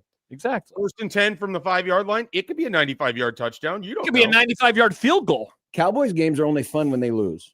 Well, or tie, right? You had a little fun on Sunday. No, I really didn't. At some point, they gotta let Aubrey attempt an 80-yarder, right? Oh yeah, he's gonna attempt for sure a 70-yarder at some point in time. Absolutely. Yeah, at some point. Absolutely. Yeah, me too. I'm glad we've been able to burn this entire segment now without talking anything about the game this weekend. So I'm curious, where do you sit? We've been asking the question all week about the 4-0 October and thinking that this is a chance to make a step for this program, not identical to, but similar to the step that they could have taken if they would have beaten Michigan. Sweeping a month and beating 4 conference foes in a row that you are favored to beat. Yeah, I mean, I don't think they're going to do it. I don't think it hurts their season if they don't do it. Because I'm just not sure that they're an upper echelon Big Ten team. When you guys posed this, and I tweeted at Josh, I believe, I don't think there's a lot of Big Ten. Like, I don't think USC would go 4-0 against this same stretch. I just don't know that they're built to be consistently good enough to play in these environments against these teams. I mean, they've already got losses to Maryland and Minnesota just last year.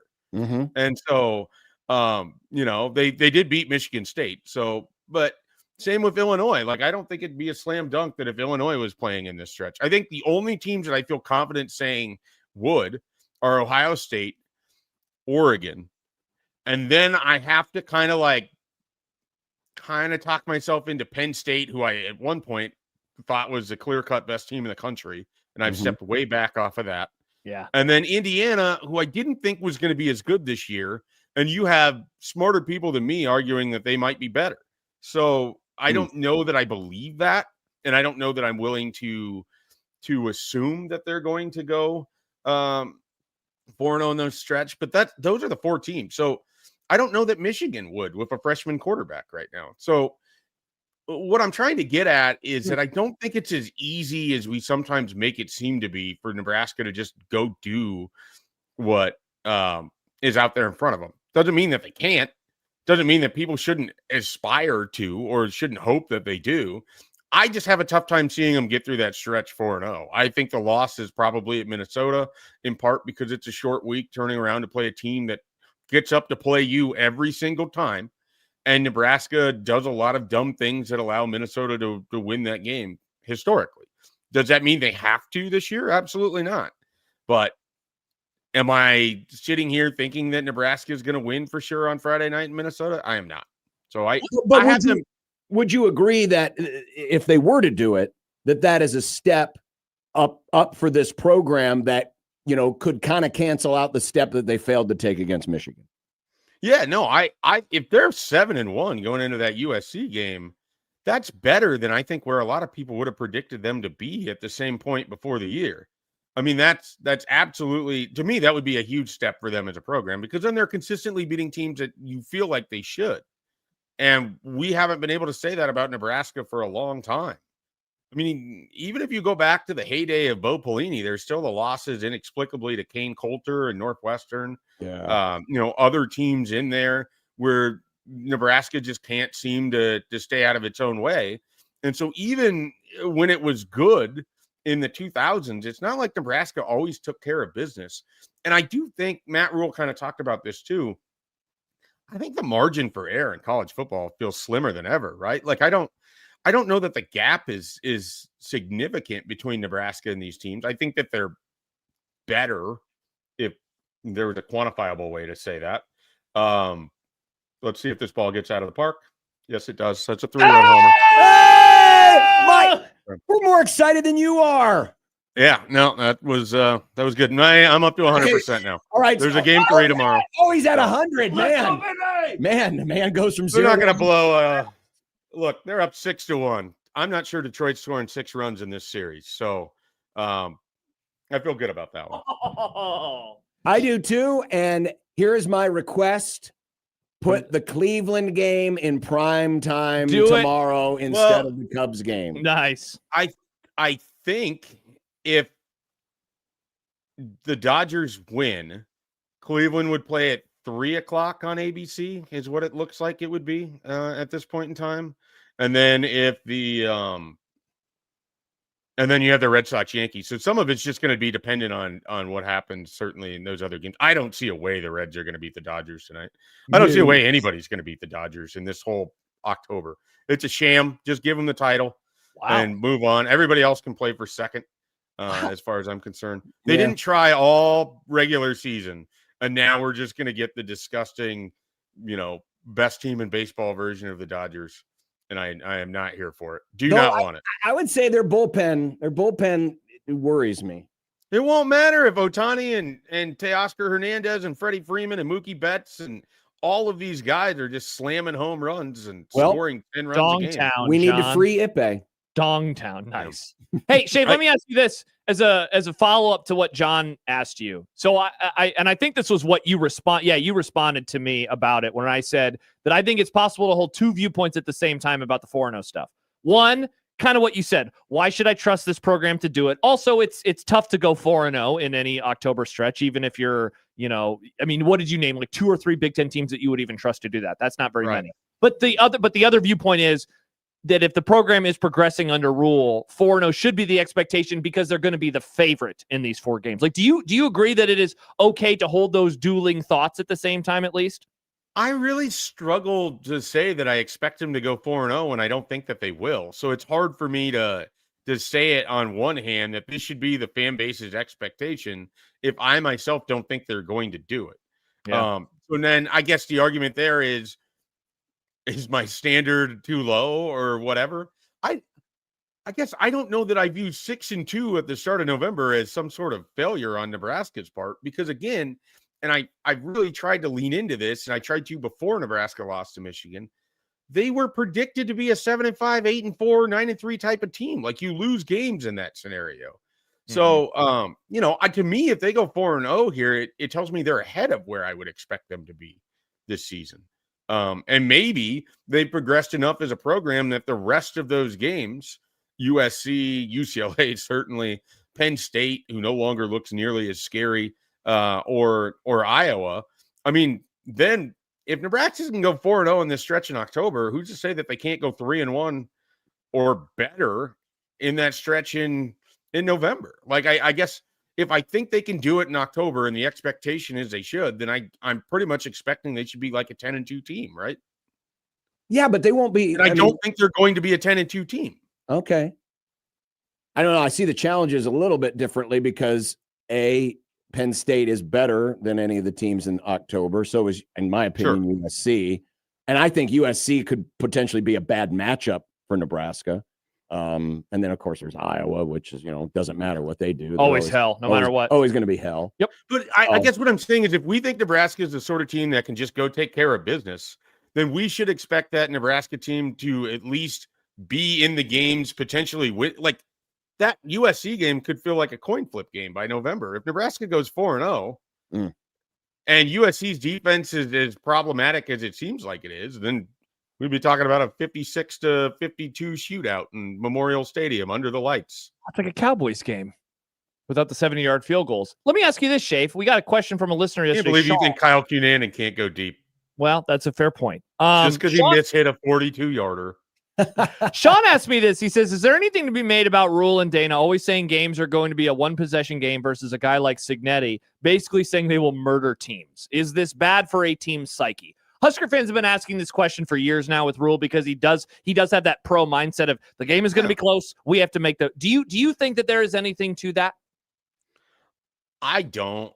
Honestly, I think what's bad for Nebraska's psyche is spending their entire bye week talking about Indiana as if that matters. It's not a team on their schedule. It's not a program they need to worry about. I am just dumbfounded that so much energy is spent on comparing yourself to where you're at and where Indiana's at. Because I don't see how that. Well, because they're year two. It doesn't make sense. Like a year two versus a year three. I get it, but like if Nebraska had hired Kurt Signetti, do you think this is what would have played out for Nebraska? Do you think they would have just ran through everybody last year? I don't know. I mean, why couldn't it have been? Do you think Nebraska's fan base would have rallied behind a bunch of transfers brought in from James Madison? Do you think the decision makers at Nebraska would have been like, we'll stay out of Kurt Signetti's way. We're not going to stick our big foot into this like we do with every other hire that we didn't like? Hell no. Yeah, no. Yeah, but okay, but if they've been talking about a program that was, if they've been willing to do it with Rule, why wouldn't they have been willing to do it with Signetti? Well, because they went out and they plucked Matt Rule, and Matt Rule's standing when he was hired was significantly higher than the guy who was the James Madison coach at the time, right? Yeah. Yeah. I mean, when they hired Mike Riley, people acted like he had never coached a football game before. Yeah, I had to Google his name. Yeah, but don't you think that the Signetti, just his attitude? You would have had to Google Signetti's name. There's no way in hell you knew who that guy was. I didn't. I'm not. No. I'm not saying that. What I'm saying is that even if all of those things that you're saying is true, that Signetti would have just like shrugged it off and said, "I'll show you. Google me," and then he'd go out and still do it anyway. It's possible. Yeah. It's a hypothetical that's hard for me to get behind because I don't know what that looks like. I don't know what the buy-in from Nebraska is like. I don't know.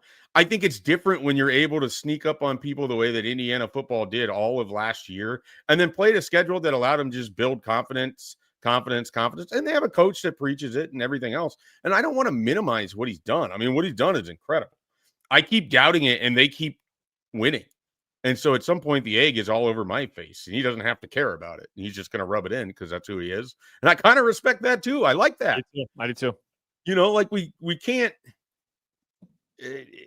I just, it's hard for me because all we did when Matt Rule was hired was talk about, oh, it's a development program. It's a development program. It's a development program. Well, they're trying to develop.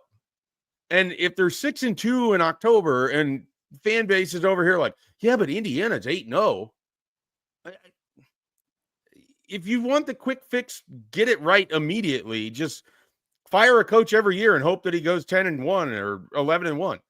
I mean, that's ultimately what it sounds like when people say this to me all the time, because you're not talking about wanting a developmental program. You want to win immediately and you want to be great, which congratulations, literally everybody does. It doesn't work like that. Yeah, that is true. Well, Shave, now you should be praising us. I mean, your team has scored 5 unanswered runs since you've been in the green room and/or the chat. So, yeah, do you actually just want to stay on with us until the game is over? Like, no, because right now I'm annoyed that their manager left their closer in, who they're going to need tomorrow, and he's just wasting a bunch of pitches today. Well, they have a 5-run lead, and they've got 2 on. And Detroit's probably going to hit a 3-run homer here.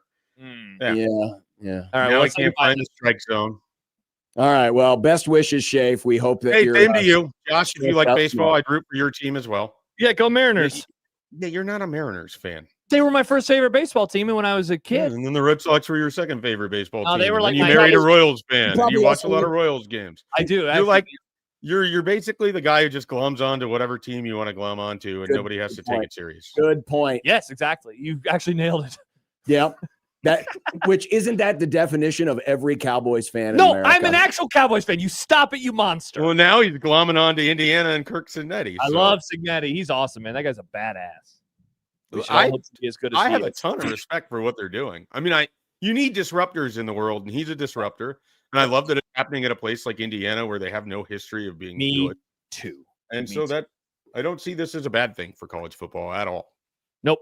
Mike Schaefer, Husker 24/7, soon to be watching the Cleveland Guardians on tomorrow. a TV again, not on his iPad. Yeah, not on his iPad. Thanks, Schaefer. Bye, Schaefer. See you guys. Mike Schaefer joining us on the Prairie Flower Casino Zone Vidya hotline. So calm. Such a calm man. They just hit a home run. Yep, they hit a home run. Cool. That was how we reacted to a home run. I was surprised the man who had that rant after the Tigers lost was so chill. Yeah. Tigers lost.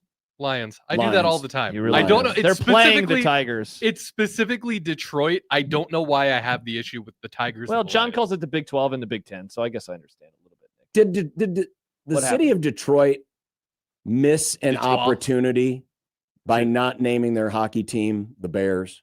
Thus, they could say Lions and Tigers and Bears. Oh my! Or should they have gone with another big cat, like the Sabres? That's Buffalo. The Red Wings were probably around before the Sabres. Buffalo Sabres. That's about the sword sabers, not. Oh yeah, you're right. Yeah, not the saber. I guess that would be confusing. Shafe in our private chat before he left wrote, "Learn the teams, Nick." Yeah, learn the teams. My bad. Nice. All right. Good point. Good point. Good point. Did you see when the guy got plunked? He was mad at the Torkelson. Yeah, why? Because he got hit in the hand. He was like, "Ah!" I mean, I thought he got hit in the elbow. Oh, I don't know. The shadows are worse than Cowboys Stadium. Are terrible. Torkelson is just hitting everybody. See? No, I was thinking Torkel's getting hit. He's getting hit. Nick, you're I'm spiraling. Yeah, you really are. I didn't have lunch today. You're I think spiraling, Why and the not? Cubs are teetering on the edge of getting hungry blown out in this game. Nick, you gotta eat. Oh, Dansby, thank you, sir, for that great backhand You gotta save. eat. I know. No, you don't know. You didn't eat. Why didn't you eat? I just wasn't hungry when I would normally eat lunch. You have to eat fine. lunch. Oh, he's out. Yeah, I was gonna say you better be walking to your dugout there, bro. Wow, it was a 3-0 count, and then he struck out. Looking, spicy. John. Looking. Cleveland is an out away from forcing game 3. The Cubs are still not on the scoreboard yet. They are losing 1-0, and Shota Imanaga has been trickling in and out of danger for the last 3 innings. It's just been great. Look, I know what our audience is saying. This is too much baseball. Have no fear, audience. We have Fired Up for Football today. We have Eric Edholm today. Yeah, he's joining us in 15 we minutes. have Fired Up for Football, and there is controversy in Fired Up for Football because somebody is telling me the untruths. What? Untruths. Find out later in 1620. The Zone's Fired Up for Football. on 1620 The Zone. Hey everyone, Josh Peterson here for KRT Athletic Muscle Cream, which you can find very easily at the website, krtrelief.com. And at said website, you can get free shipping on orders over $15. You can also claim 10% off of your order. And what is so cool about this product is that it prepares your body for a tough workout, or it helps you recover faster. The post-workout not only soothes tired muscles, but also accelerates the natural healing process. And the formula also primes your muscles by increasing blood flow and oxygen delivery, which then allows for a more effective warm-up. So if you are struggling after a workout, maybe you don't realize it, but sometimes you struggle inside of the workout, this is going to be the product for you. Visit the website today, take advantage of those great deals, and get back outside, get back onto the trail, do whatever you're doing better than you have been before. The website, krtrelief.com.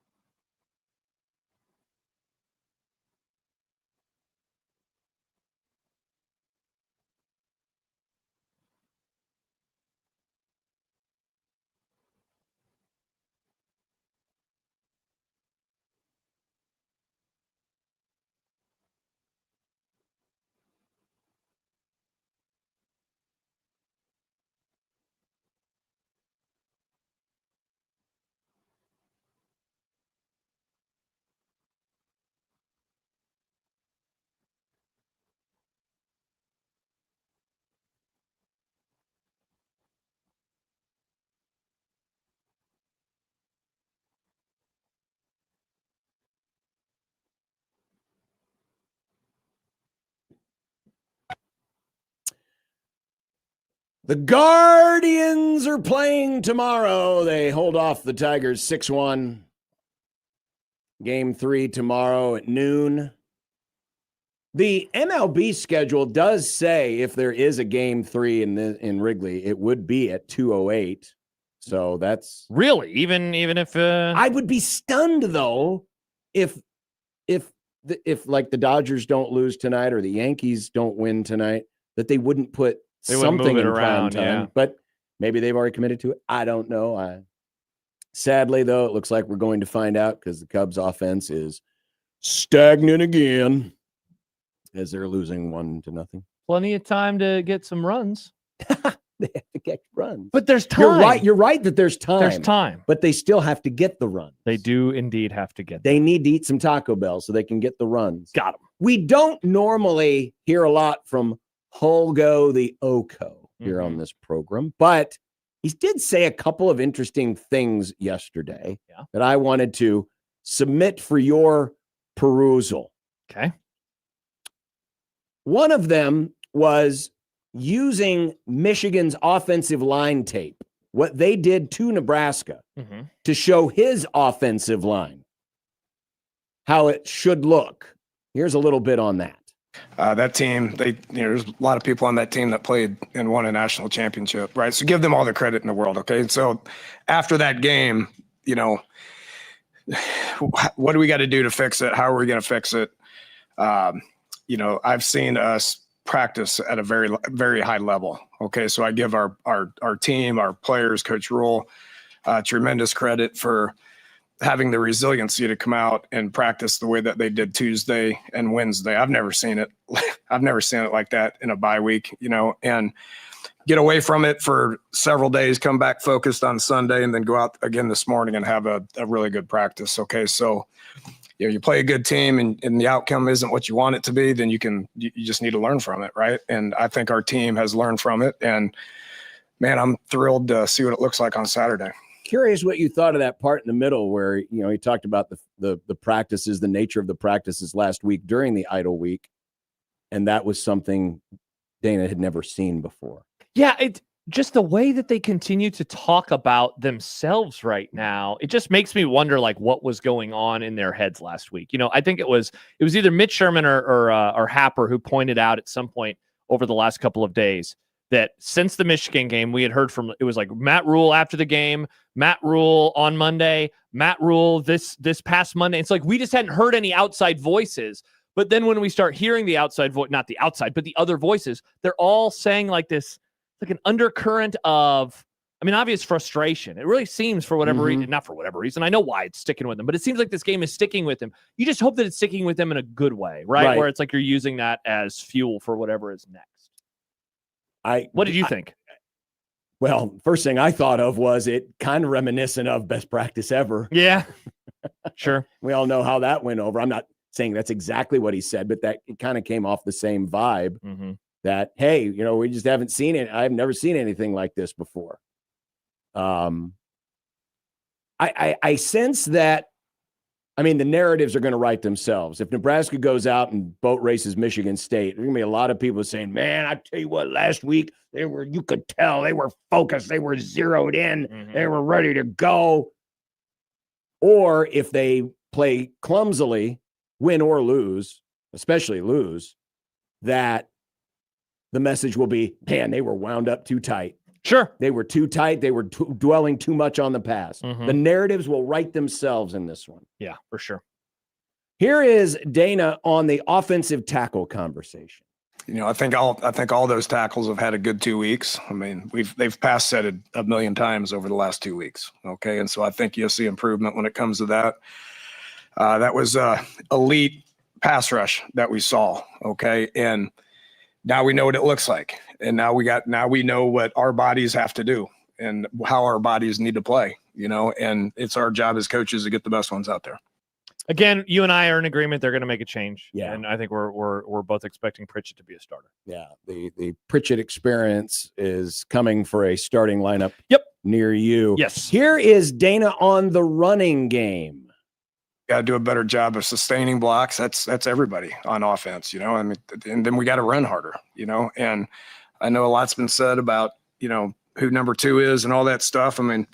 We have options, and it's our job to get them there. And when we put them in there, it needs to look better. So if you want more running, if you want more rushes, then when I call it, it's got to look better. I'm not going to just keep calling things that aren't working for us. Right. So we have a very diverse offense and we can do a lot of different things. We can get the ball to a lot of different people. That to me is balance.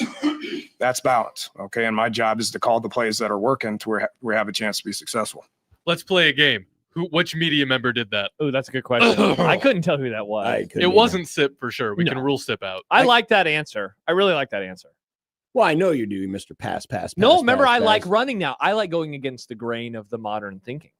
You're only saying that because of that new guy on the Cowboys staff that has all great Clayton run designs. Adams. Oh, he's got so many good run designs. I've never seen this before. It's really good. But I'm serious. I like guys that go against the grain, but I also like coaches that don't try to put a square peg in a round hole. That said, like, they got to figure out how to do it better.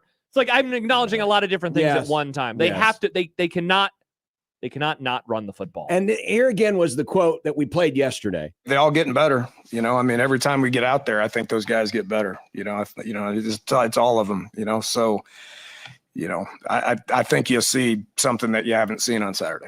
And that's because the question was about the number 2 running back question. Mm-hmm.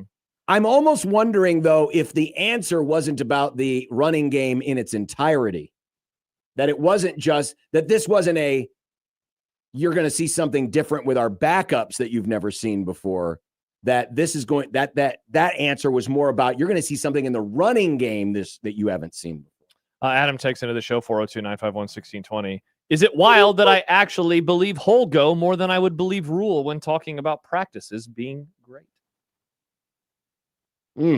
Wonder what brought that on. People aren't trusting old Matty Rule. Why? Probably because Holgo doesn't sound like he's trying to sell you a tincture of oil. Wow. Okay. You know who's never selling a tincture of oil? Nope. Eric Edholm. Wasn't he? Was he at 350? He's at 350. I was just saying that for 350. Oh, okay. I just want to make sure we were on the same page. No, I was on the wrong page. That's all right. Because coming up next, not Eric Edholm. Thank God, because he's at 350 today. Yes, but we all knew. People forget. We didn't put it on the board. I need to get back to writing names on. I'm a little bit proud. I'm a little bit surprised. Proud boy, John. That there hasn't been as much. Now I'm also not living in his mentions, but Bill Connolly. Holy God. Bill, are you okay? He ranked the Power 4 quarterbacks. Oh. Did you see where he put Dylan? Well, you're going to find out next. Oh, boy. You're going to find out next on 1620 The Zone. Yeah. But first, we're here to tell you about Underdog Fantasy. Josh and John here for Underdog Fantasy, whether it's the Underdog Fantasy app or underdogfantasy.com. And John, it is so easy. It's so easy that you and I can do it. And we have done it quite well, I would say, since this football season started. Find a matchup where you have a strong inclination. Find a player that you like, maybe you dislike. Pick them to go higher or lower on a stat like passing yards, touchdowns, sacks, or more. And if you get your picks right, you could win up to 5,000 times your cash.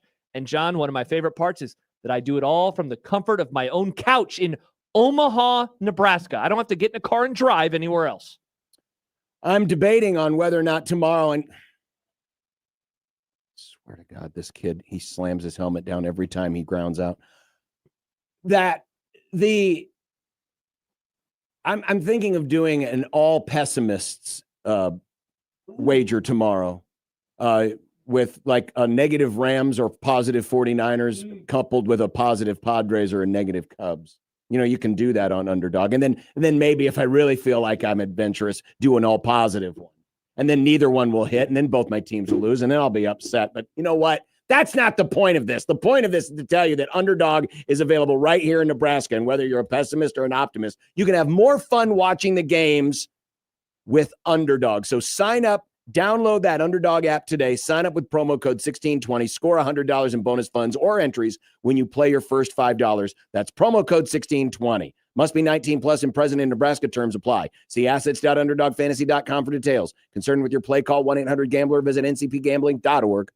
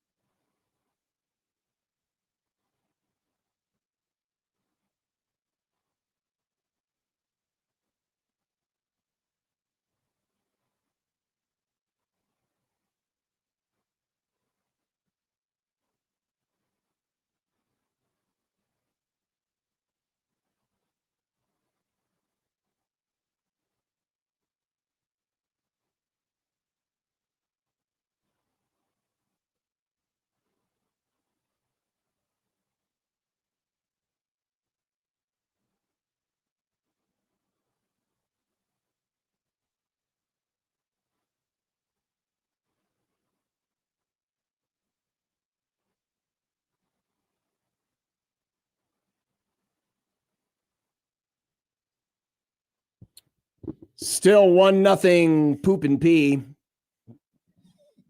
Well, that's their colors. I know. It makes me laugh every time. I'm sorry. I'm a child. Poop and pee is funny to me. It's that rhymes. It's only funny when you beat them. You know what? You better not lose. I appreciate the Padres for at least having a unique color combination. I hate that garbage from people. They say it about Wyoming too. Just because they're different doesn't mean it's good. Yeah. I like that it's better than it being blue or red because a billion baseball teams are blue or but red. see, like your team has a different color. That's cool. Yeah, I love it. Yeah, the poop and pee is bad. Yeah. I don't want to look like my toilet. Yeah. Why do I want clean your why? toilet. Why is it when every time Before I I look flush. in there after dropping the deuce that I think, oh, Squirts. that looks like Tony Gwynn down there? Oh, R.I.P. Why could you say like Tatis? Yeah. Well, I mean, Picking a live father. I think of Tony Gwynn because he was a great hitter. Okay. And it's a shame. Well, Tatis is a great hitter. And now Tony Gwynn got to play in an era when they also weren't the colors of poop and pee. Yeah, when they were blue. Well, but when he started there, they were brown and yellow. Brown and These yellow, are brown and ultra yellow, brown. Brown and yellow, brown and yellow. And that's a terrible call. Someone punched that first base umpire in the face. He swung. Whoa! I think he people swung. care Whoa. too much about the Padres uniforms. I think they just use it as a scapegoat way to make fun of the Padres. Dwayne says, Now, why wouldn't you? And why wouldn't you make fun of the Padres? Yeah, Nick. Well, I mean, they're in the postseason. That's more than I can say. Dwayne says Chiefs unis look like my toilet. Should I go to the doctor? If your toilet looks like Chiefs colors, friend, you are in trouble.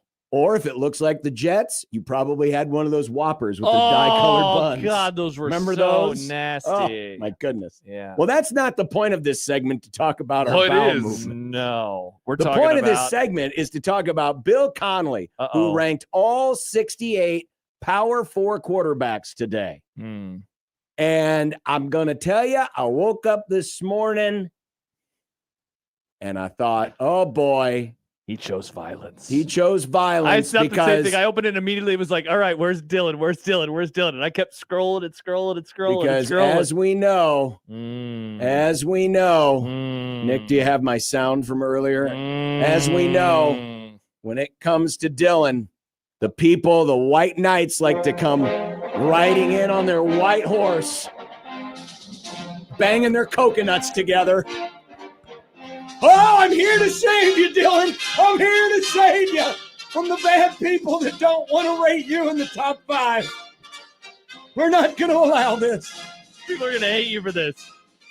And me, because I'm laughing at the joke. It's a really funny joke. It's pretty good. But defender of the program. Mount up, baby. And now it's 3-0. Oh, no. Now, see, this is what you get for making fun of Dylan. That's what you get for making fun of their uniforms. Oh, so after Machado fakes an injury when he slid into the padding, and now he comes out, you fraud. Ha! This is incredible. Mm-hmm. He's a fraud. He slid into the padding and it was like, oh, I'm limping. He didn't even hardly touch anything. He's a fraud that just hit a home run, John. You do it. Anyway, back to Dylan. Well, at least I didn't fake an injury. My injury was real. Mm-hmm. But in all seriousness, friends, now that the Cubs game is practically over for all intents and purposes, the rankings, yes, Dylan was... Where was he, John? Was 25th. Oh, my God. Let's read the synopsis. Bill, you monster. By the way, his QBR is 77.2. That's ESPN's metric. Yeah, that's out of 100.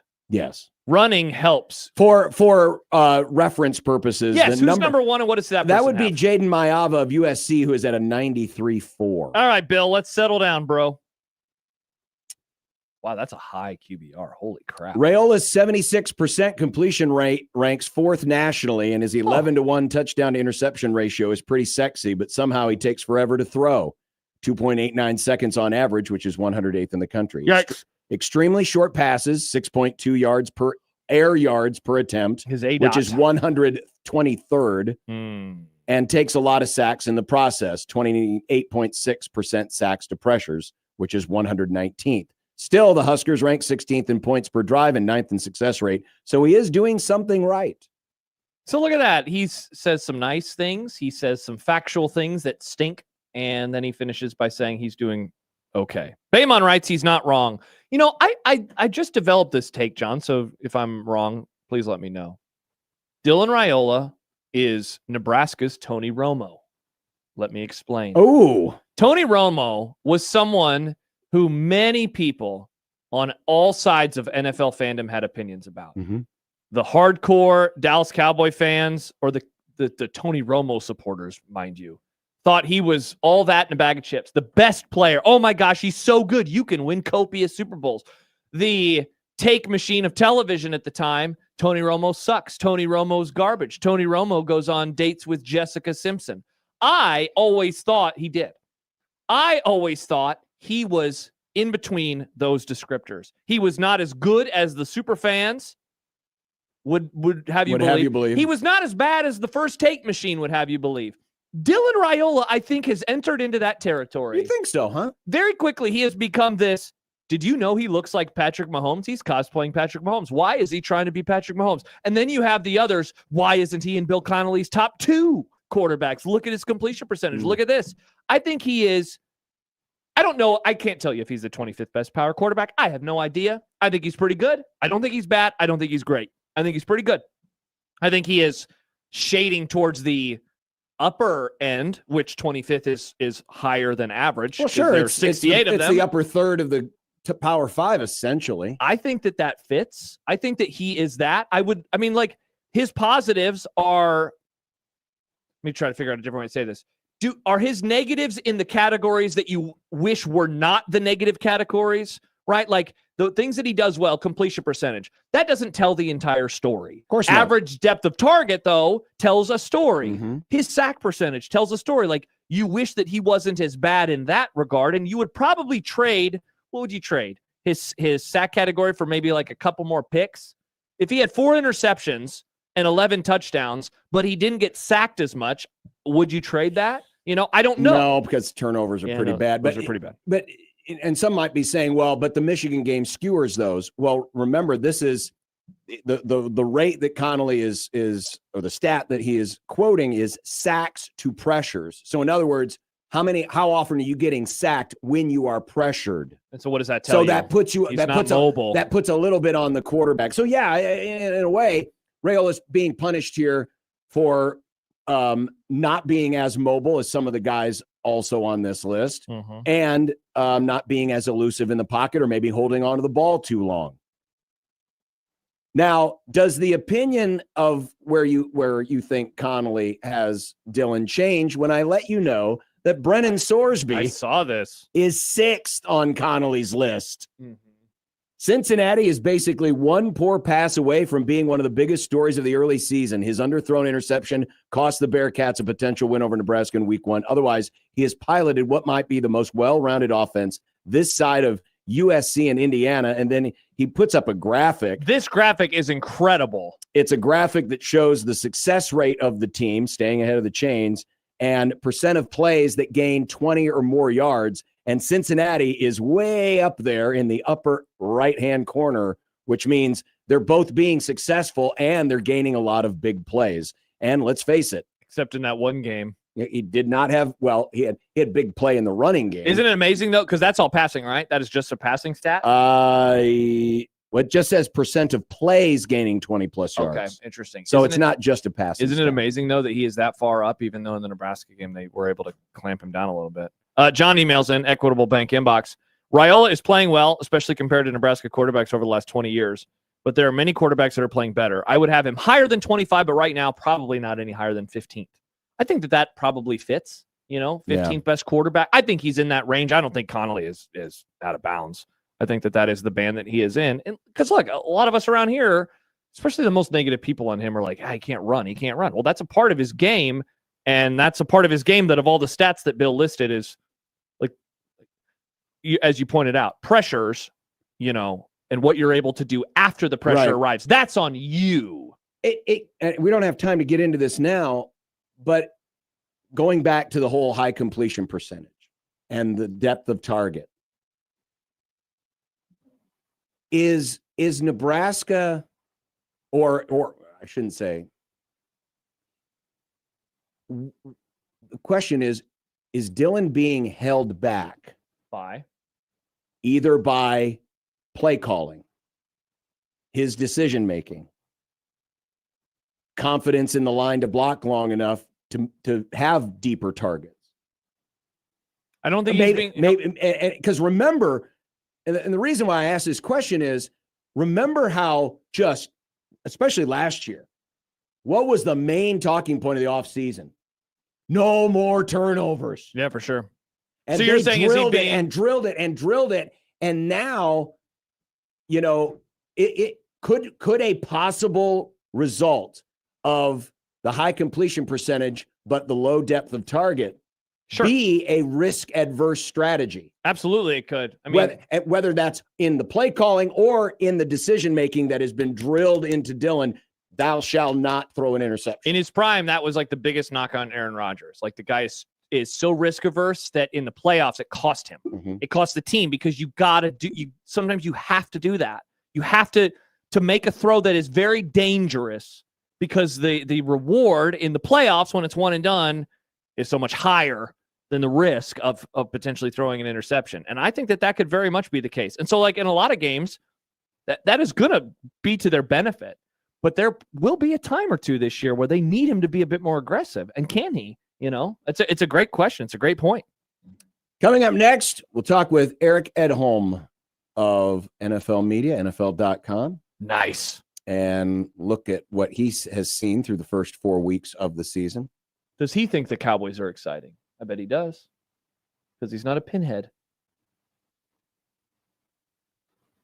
I could say something right now, but I'll get in trouble. Oh, nice. I had a joke like that I thought about making on Twitter last night, but I decided I'll not make to. it off the air. Perfect. 1620 The Zone.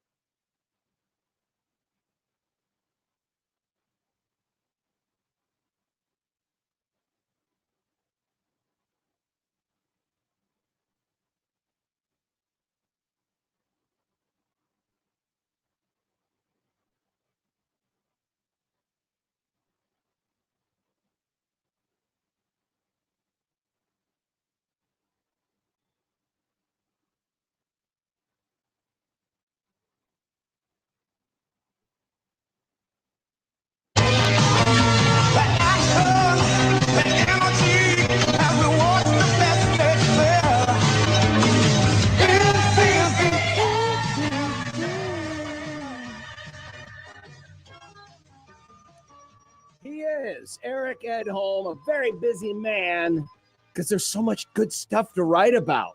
So many takes that we could have on so many different teams. A lot of takes. Eric joins us on the Prairie Flower Casino Zone hotline. Eric, how you doing today? Well, I'd have more time for takes if it wasn't puppy sitting right now. My family's coming back from Disney tonight. They've been gone like 5-6 days. So, whatever time there is for writing is minimal these days. Wait a minute. You sent the family to Disney World and you stayed? He's got NFL games to watch. Anybody, anywhere. I don't know how this little tradition of leaving Dad home in the fall happened, but this is 2 years running. I told the wife, I think we might retire this one after this year. I don't blame you. I don't blame you at all. Okay, so let's start with the team who's still 4-0. Which one? Well, the green one. Given the weird standoff with Dallas, do the absolute bare minimum on offense that they pulled against Kansas City, the gift-wrapped win that the Rams handed them, and completing no passes in the second half again to win at Tampa. Have the Eagles somehow absorbed last year's Chiefs and turned it into their own version of it? That's the comp, isn't it, right? I mean, we spent how much time last year saying, what's wrong with the Chiefs offense, right? Now, I guess the irony is that in the week where the Chiefs kind of figured things out offensively, we're now moving on to the Eagles. So, yeah, I mean, it's been strange how they've played the last 2 weeks. They've played half a game, you know? I mean, at least offensively speaking. I mean, I think there are obviously multiple issues here. And, you know, they're kind of being squeezed a little bit up front, I would say. You know, I mean, I think other teams have gotten pretty good penetration against them. There wasn't much running from Hurts early in the season. We saw them try to introduce that a little bit. Saquon Barkley hasn't really had the same kind of traction he did last year. And obviously you're not getting the ball to A.J. Brown at the same rate. A lot of 3 and outs. Way more than you'd expect from this group, but you know, I think they have the horses to get it done. I think it will come, and you're seeing other teams around the league have a little bit of fits and spurts, but maybe not to the level of the Eagles, at least for a successful team, a team, you know, that I still have number one in my power rankings because they've won 20 out of 21 games. I mean, they're still making it work as laborious as it can be at times. Eric, speaking of your power rankings, a team right now that you have ranked number 6 is coming off of the first high of the season. That is, of course, Green Bay. They are now 2-1-1. I wonder what you think, is going on with this team, because 3.5 weeks ago, we're coming off that week 1 game and we're saying, yep, this is the definitive best team. They have a nice performance on the Thursday against Washington, and then the Browns game, and then, of course, the Cowboys game. And if anything, the concerns now are on the defensive side of the ball a week after the offense wasn't able to get anything going. What do you make of the Packers right now? Yeah, I mean, the consistent issue that has hurt them has been the offensive line, not having Zach Tom and Aaron Banks, the other one. And so those guys kind of being in and out of the lineup has hurt the chemistry up front. Obviously wasn't really an issue against Dallas in the sense that, you know, you still put up 40 points. It was shocking, though, even for, you know, against the guy who I think is going to end up in the Hall of Fame, and Dak Prescott. I think he played, an amazing game the other night. He was terrific, and maybe he's going to have one of those Joe Burrow like seasons where the Cowboys are, struggling to stay above 500 or at 500, but Dak plays at an exceptional level. Even still, I thought this was a defense that didn't have one of those kind of performances in it. I really felt, and not just. Parsons, obviously the meal ticket, and he did make that one big play at the end there. But, you kind of hold him in check as a pass rusher. He missed a couple series as well. The cornerback play wasn't great. They still do thrive on pressure and takeaways and things like that, and didn't see a lot of it. So, yeah, very shocking at this point. They don't, that Detroit game feels like it was 3 months ago now all of a sudden. So they've got to, come back obviously against, with enough time to kind of refigure things up front. But if they have the offensive line in good shape, I still feel pretty good about their chances to be a legitimate contender. So, Eric, the flip side, of course, is like, what in the world happened to Detroit that day? And like week one is week one, right? Like it's why. I mean, they are maybe the biggest reason why it's stupid to overreact to it. But they did not look very good in that game. And since they had the get-right game against Chicago, and I guess maybe part of this answer is that Baltimore is not what we thought they were, but they look like the Lions all over again over the last few games. Yeah, they have. They figured it out, and all that talk about the new coordinators, I think, is kind of gone by the wayside, as it should. I mean, Kelvin Shepard, John Morton, both have done a really good job. I think that first game, you kind of look back in recent seasons. They had a home loss to the Bucks. They've had other games where the offense hasn't quite clicked on that same level early in the season. Sometimes you just have games like that. Plus, again, I tend to think that Green Bay is good, and I tend to think that last week's defensive effort from them was a little bit out of character. So two really good teams. They played in two close games, or certainly one anyway last year. It was probably the first, kind of test run for both coordinators to kind of get things under control. By the second quarter of the next week, they had it. So sometimes you just need that on-ramping time, I guess. And it's hard to say, but they were having a hard time blocking that day. That was the one thing that you don't normally see the Lions struggle with. Eric Edholm joining us here on Unsportsmanlike Conduct. We got a really good matchup that gets our week 4 started. Or is it week 4 or 5? I'm getting my dates mixed up. 5, yeah. Yeah. Rams and 49ers tomorrow night. What do we see happening in this one? Of course, there's still a bit of a question whether or not Brock Purdy is going to go all the way. He certainly played last week, but too many turnovers. Jaguars got the win. This feels like it's more of a crossroads moment for the 49ers than for the Rams, or not? Yeah. Yeah, no, I agree. And in fact, just in the last probably 30, 40 minutes, they have ruled out not only Brock Purdy, but also Jawan Jennings and Ricky Pearsall. So that's those are your two leading receivers right now. I mean, that's a major deal with Ayuk out, with Kittle out already. The number of passing game options for Mac Brown, it's Christian McCaffrey and who? And that's the question. I think he's going to, they have not had success handing the ball off. When they've had success with McCaffrey, it's been through the air. So you figure he's going to catch a lot of passes. Tonjes has been more active with Kittle out. Demarcus Robinson is in the picture now. Valdez Scantling, Jordan Watkins, they drafted in round 4. So there's a reason why they've kept 7 receivers on the active roster, and it's a good thing now. They're going to need every single one of them that are still standing. So, yeah, I think it's a tough spot for Mac to come in. Obviously, he's had a couple starts, so that helps out a little bit. But short in week on the road, teams that obviously know each other very well. I believe the Rams have now won 3 straight in the head-to-head. It used to be very leaning towards San Francisco and Shanahan, but McVay's got a good team. I think the Rams are good. I mean, look, they were going for the win in Philly, and that's the difference between 4-0 and not really. So some close games. Their defense is legit. If the passing game is cooking, I don't know how you stop Puka Nacua. He looked unbelievable on Sunday. Yeah. Devontae Adams has been great. So, and the crazy thing is they're still kind of working out that relationship, Stafford and Adams. I mean, they're only connecting on about 48% of his throws right now, but he's still making big plays. So that'll get better, I think, over time too. Eric, speaking of the 49ers, after the game last week, Robert Saleh and Liam Cohen had that post-game squabble. Saleh's backtracked a little bit. He said he could have chosen his words better when he talked about legal sign stealing. How much of this do you think stems from the fact that these were the two guys who were going for that job, and it was Cohen that won it and Saleh that didn't? Oh, I imagine that had to play a tiny role in there a little bit. I mean, these coaching stories you sometimes hear and sometimes are witness to, a little peek into that little involvement. And obviously after a game, I mean, tensions are running high. There's a reason why we don't get to talk to coaches or players. There's that 10-minute cooling off period and everything. And so emotions are running high. Obviously, you guys probably remember Harbaugh and yes, Jim Schwartz. Yes, oh my gosh. Some crazy moments after games. I've seen some stuff sometimes that, years ago, I used to go out of the field and all that. And yeah, I mean, there's some rivalries some of these guys share agents and they don't like each other. You know, I mean, some of them worked on the same staffs together and don't like each other. And I think, you know, it's a profession that's built out of fear and suspicion, right? Somebody's catching up to me. Somebody's got the inside information.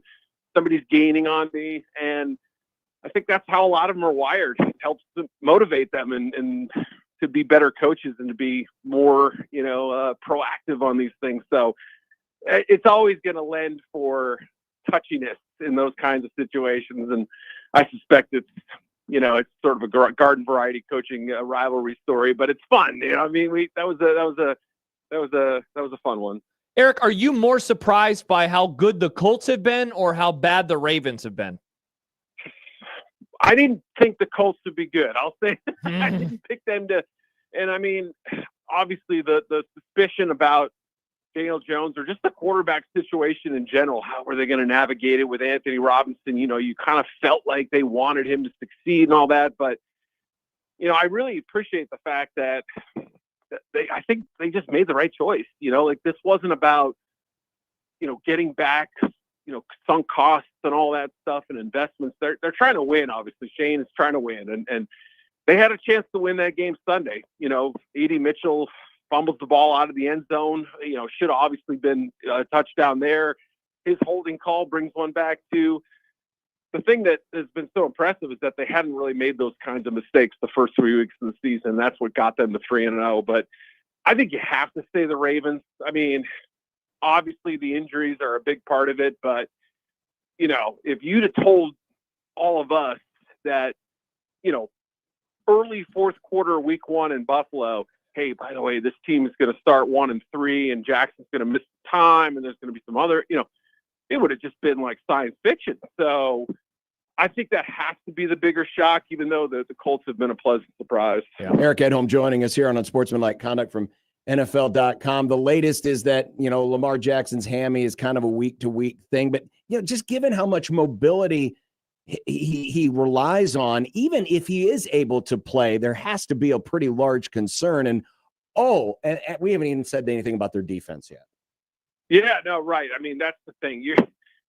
With Baltimore's defense in the shape it's in right now, they're counting on Lamar, much like the Chiefs have at points with Patrick Mahomes, to do extra, to do 120%, 130%. How much can you handle, buddy? You know, and, you know, it takes a toll on their bodies. I'm sure that may have had some kind of effect on the injury, or, you know, obviously could have made him more susceptible if he's trying to do things or having to do things that are, you know, way beyond.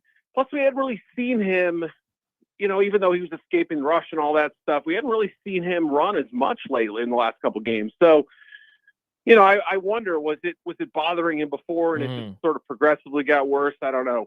But yeah, man, that's a shocking situation. Obviously they came into the season with Super Bowl type credentials and things have kind of gotten off track really fast. You know, Eric, over the years, we had the playoff games that went into overtime, and, you know, the first team that would score, they'd settle for a field goal, they'd win, and we had a lot of dialogue about needing to change it. Yeah. And then it did change, and you had to score a touchdown first, and still, though, we had walk-offs. You know, the Super Bowl, for example, the Patriots when they beat the Falcons, the Patriots-Chiefs game, and eventually that changed as well. I've been, I guess, a little surprised that apparently there is sometimes been a dialogue about the regular season, whether it's, I don't know if it's the length of time or that the game ended in a tie. Jory Epstein had a really interesting story from Yahoo this week where it seems like that has been something that has been discussed behind the scenes. Like, do you think that is something that the NFL will want to revisit, whether it's the length of the overtime or even whether ties should not be a thing anymore moving forward?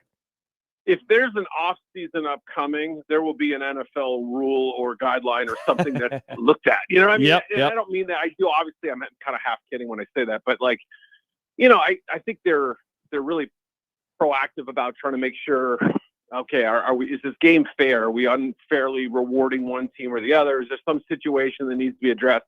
And believe me, these teams obviously supply hundreds of ideas throughout the course of the season, and then obviously gets boiled down into 4, 5, 6 proposals. So yes, I'm sure overtime length and or results, whether meaning will ties exist at some point, will come up in discussion, but I don't know how you get that out of the game in that kind of situation. I mean, I understand like the thinking of, you play overtime and,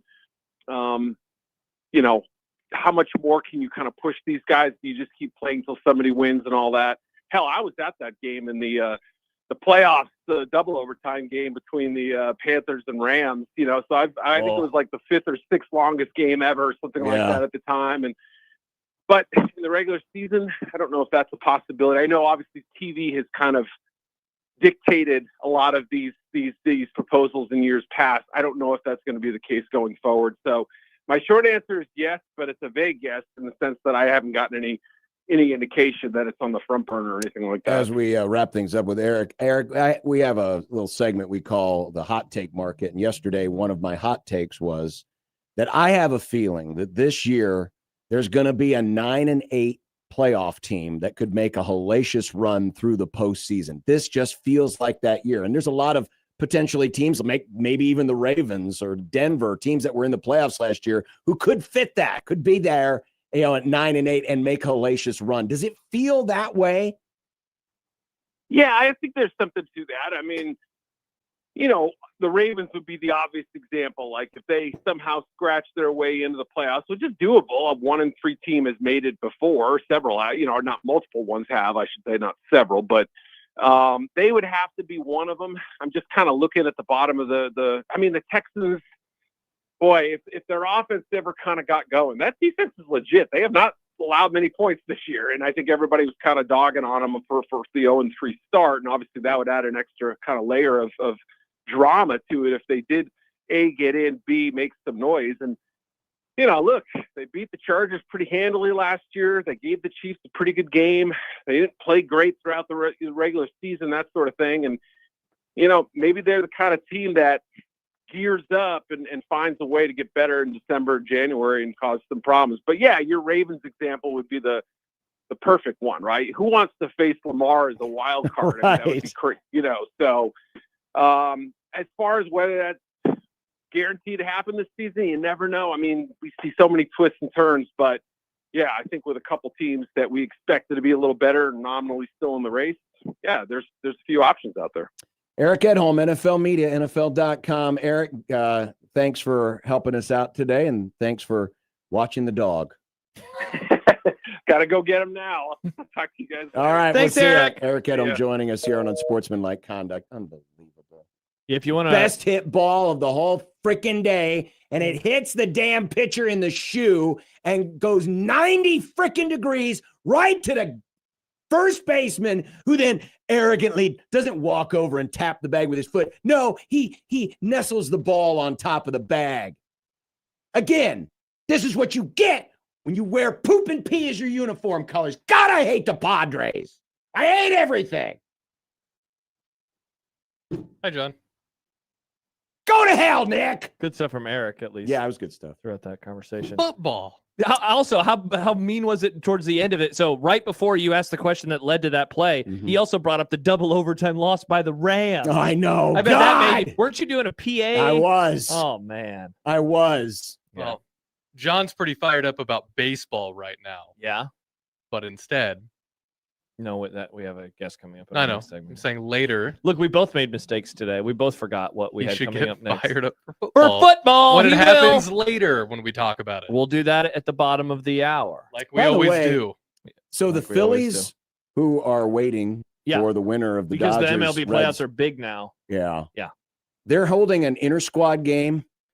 Yeah. It's sold out. Okay, are the Mariners doing the same thing, or did Stibbs just quote tweet the Phillies doing it? I don't know. I'm just What seeing. on No, I earth? think the Mariners are doing it too because it mentioned Ichiro is going to be out there. Okay, yeah. Why? What? Is Why? This a new Because- thing? I because know they're they Philly like money. fans, No, 'cause but they- the Mariners are doing it too, and it's also sold out. I'm hoping that I'm hoping that this is for charity. That the proceeds go to charity. Yeah. I don't understand. Because the it, Phillies though. ain't poor. No, neither are the Mariners. They're baseball teams. Well, They have- yeah, they have baseball worth, money. They're worth billions with a B. Yeah. Speaking of billions, a topic that we're not going to touch because we've banned it from the show. What on earth is happening in college sports? What on earth? Josh, there's never enough money. Yeah. Never, ever, ever enough money. The Big Ten, apparently, Dan Wetzel and Pete Thamel had it first, is in discussions about a private capital deal that would infuse at least $2 billion to the league and its schools. Sports washing? It does not say where the money is coming from well, it's coming quick from private cursory equity, glance. and private equity is going to insist upon getting its money paid back with interest. Yes, that's true. The 10 Do years. you, the Eagles did it recently. But here's. Well, did you see Bill Connolly's tweet about Do this? you really need it? What do you really need it for? You're already the richest conference. Is this to smash everyone else into tiny little bits? I don't understand why this is. I can understand if this is the ACC, or the Big 12 for sure. Makes sense. I don't understand it if it's the SEC or the Big 10. They are worth billions, and they are easily the two richest conferences.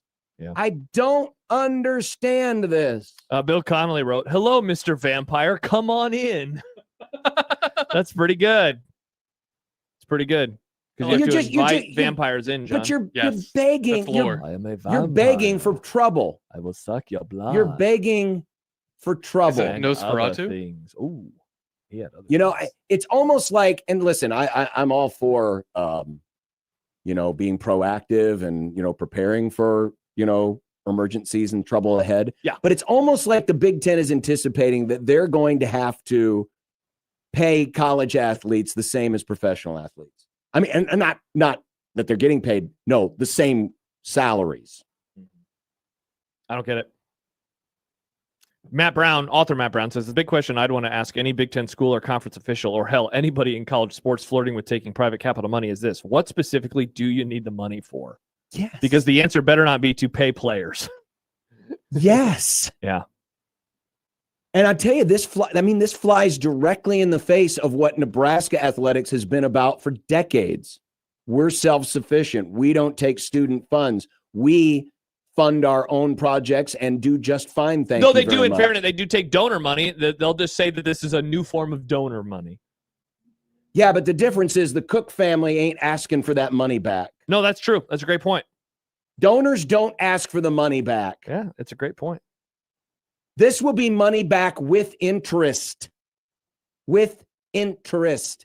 And venture capitalists don't care about your payment schedule, and they don't care if your women's volleyball team needs to fly charter. They don't care. No. They want their money. It's kind of like that scene in Goodfellas. Which one? F me, pay me now. F you, pay me now. Remember when Ray Lewis says, F you, pay me now. Pay me, the whole thing. Behind on your bills, blip, blue, pay me now. Yep. That's what basically they're doing. They're getting into bed with the legal mafia. Yeah. With legal Tony Soprano. Now remember what it's Tony legal. Soprano did to his friend No, who I never owned the watched sporting goods store? Did he give him money? Bust out, baby. Oh.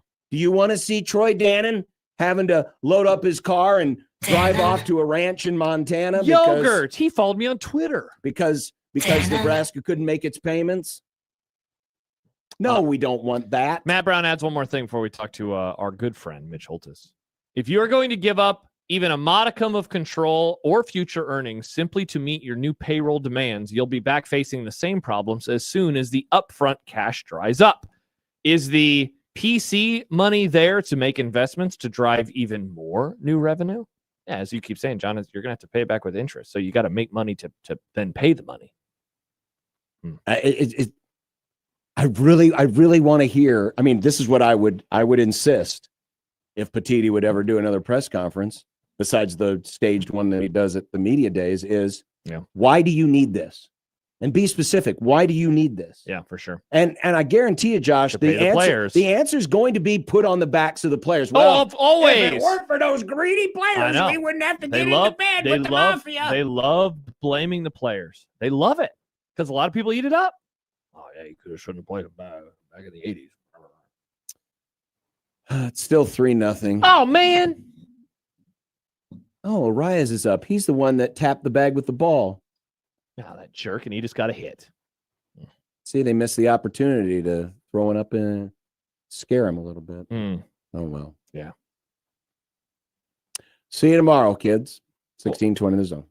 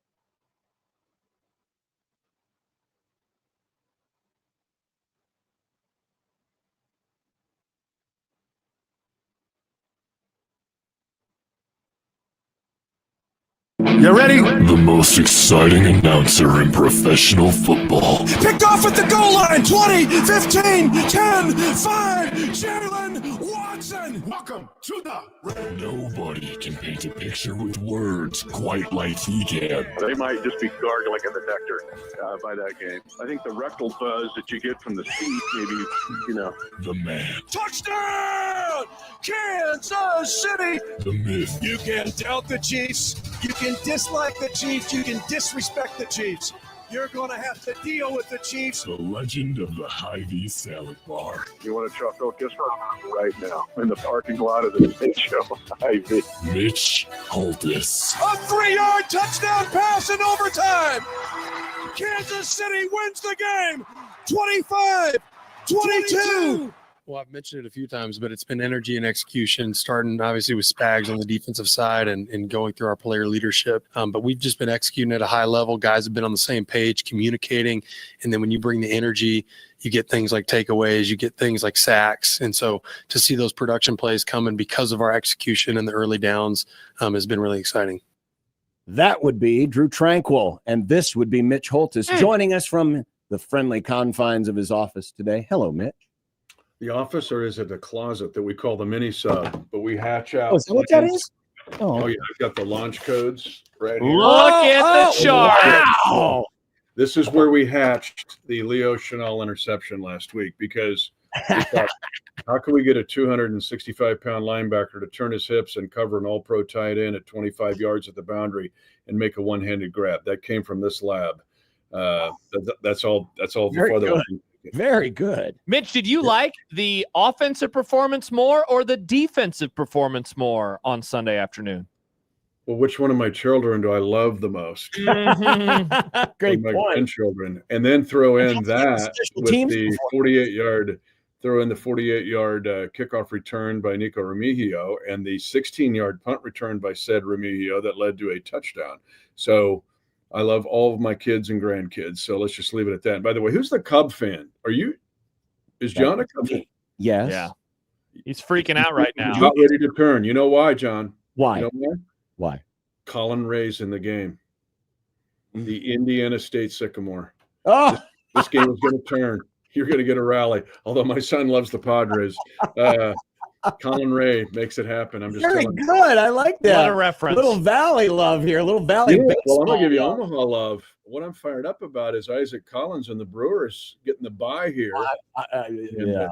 Let's I'm not- go, man. Let's go. I mean, Isaac I'm Collins. happy for Ike. I'm not happy for the Brewers, because All right. we're rivals. But yeah, it's not going good today, Mitch. We need a little of that. Well, we got the defense. Let's get some runs, as they say at the end of the seventh inning stretch. We need whatever. runs. We need whatever the baseball equivalent is of Patrick Mahomes right now. Nice. That's what Yeah, well, he's a pretty good baseball equivalent, really, when you think the Tigers drafted him. And yeah, he was an and his awesome dad pitcher in played. first Yeah, place. I guess I didn't think of that. But so If Leo Chanel walks out of that dugout, you know this game's going to turn. could it? Watching the Chiefs last week, and I know they got some favorable field position, even the kick return you mentioned, a couple of 4th and 1s, but just having Xavier Worthy back on the field seemed to unlock a Chiefs offense that maybe wasn't as good as the classic Chiefs offenses of just a couple of years ago, but it sure started to look like it. Stay tuned on that. But Worthy coming back into the fray opens up 3 more files of the iPad. And I told you guys 2 weeks ago, the one little thing that fired me up about the Giants victory, and it was Brashard Smith, was the flip pass end around jet sweep action that this team has used to neutralize drafts and also get big plays. Because when that person that's running that play runs a 4-2 and he hits the edge, like Worthy did the other day, look out. But now you got Brashard Smith, Tyquan Thornton still doing his thing, Hollywood Brown, Rice is around the corner. You're about ready to place in the state track meet in the 4x100 meter relay. And when you do that, now you take away the brackets from Kelsey. Everybody's still bracketing him, but you saw glimpses. It's an excellent point, John. You saw glimpses of what this offense can be and probably will be when they get all the troops. Mitch, looking ahead to Monday night against Jacksonville, a team, of course, you're very familiar with. You've seen them in the regular season in big games. You've seen them in the playoffs as well. And now it's going to be year one, game number 5 for Liam Cohen in charge, and they've gotten off to a nice start. What have you seen from him in terms of changing Jacksonville for the better through 4 games? Well, I don't know if it's him, but there's just an energy with these guys this year. This is a young, feisty, frenzied defense. I mean, you look at the talent on this team. Josh Hines-Allen, one of the most underrated players in the league. Trayvon Walker was a 1-1 pick. They go get Travis Hunter. I mean, they're super fast. Devin Lloyd leads the league in takeaways. It's all about takeaways, Josh, when you look at this, because they have got 13 in 4 games. Every game this year, the Jags have had at least 3 takeaways, which is absurd. I thought it's going to be an all-time NFL record. Then I saw the 1935 Bears had 67. Oh, my gosh. I know, and went 6-4-2. 12 games back then? Yeah, yeah. And they went 6-4-2. Like, how bad's that offense? Losing 4 games with Well, it is the Bears. They had quarterback problems then, too. It was William Caleb, I think, was the quarterback then. But they're a team that lives off turnovers, but they get them. I mean, it's not like, oh, these are lucky bounces. They're super aggressive. And what I'm seeing in them is they're just kind of fast, and Cohen brought a little juice to these guys. Now, Robert Saleh will be on our staff for just this week. The NFL is going to allow that. So that's nice. Yeah. Let's hope he doesn't get any more issues after the game. You mentioned Devin Lloyd. I mean, his havoc plays. He had 3 picks this season. He's got 3 deflections. He's got a fumble recovery. He's got a couple of tackles for loss. Yeah, this could be really interesting. But on the flip side of the matchup, Mitch, and I don't say this to disparage Jacksonville, but the way the Chiefs are playing defensively right now, does anyone worry you? From no matter who the opponent is, because this team's really locked in on that side of the ball. Well, if we're talking about a progression of the offense building to get where you need to go, we got to do the defense is already on that track and started it against Philadelphia. When you hold these last 3 teams in third down, like the last 2 are 4 of 20 on third downs. I mean, that's ridiculous against anybody in this league, and especially when you do it against Baltimore and you hold them for 3 out of 10. Because, yes, the Ravens are beat up on defense, but they're not on offense. At least they weren't when they came zooming in with 111 points in 3 weeks. So it was impressive. But I wanted Tranquil on there. I talked to him earlier today and give that quote. I mean, it sounds cliche, but the whole energy and execution. Spags' defense is the most complicated in the league. It really was hatched from the old Jim Johnston days of the early 2000s with the Eagles, meaning you got mix and match of corners and safeties and linebackers, and it's always moving and shaking. The quarterback never gets us 2 looks in a row, never. And then it takes a little time for it to snap together, and it's really starting to come along. And then you get a guy like Noel Williams, the rookie, who's kind of emerging. That allows McDuffie to go inside in the slot. Your corners are playing really good football, all of them. And so, yeah, it's starting to happen a little bit. But Jacksonville's got dudes, but it's really centered around Travis Etienne right now because he's back to his 22 form when he was like 1,500 all-purpose. We had to play him that year twice. Remember, we played him in November and then in the playoffs. Etienne can make big plays.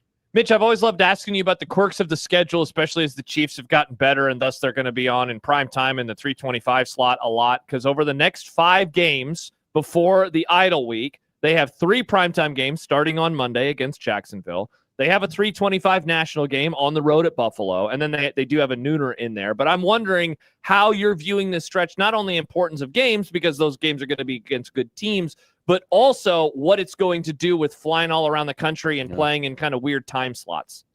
It's a phenomenal question, and it's really not one that gets discussed a lot because fans just kind of turn on the game to listen to it or hear it, no matter the time. I've said this to you guys before, but the NFL players really, and it's such a hard game, have got to find some kind of rhythm to their week. We're never on a rhythm here. It's always some different day or different time. And yes, I told you the Brazil game was clunky. And so then to come right back and play the Eagles in a 325 game is not the way you get healthy. So, and then you go to play a Sunday night in New York and you get back and then you take another 325 and now you're going to play Monday Night Football. I mean, and then you had our 2 preseason games that we played late that was rolling in at 7 a.m. Like, it's just never been in a kind of a feeling like, oh, Tuesday at 4 is this and Wednesday at 6 is that. It's like, is this a Tuesday or a Wednesday? Well, I don't know. It changes every week, and it's a challenge. Now you got to fight through it, but it's still there, and it's a very real thing. I mean, the answer is very simple. You guys are just too popular.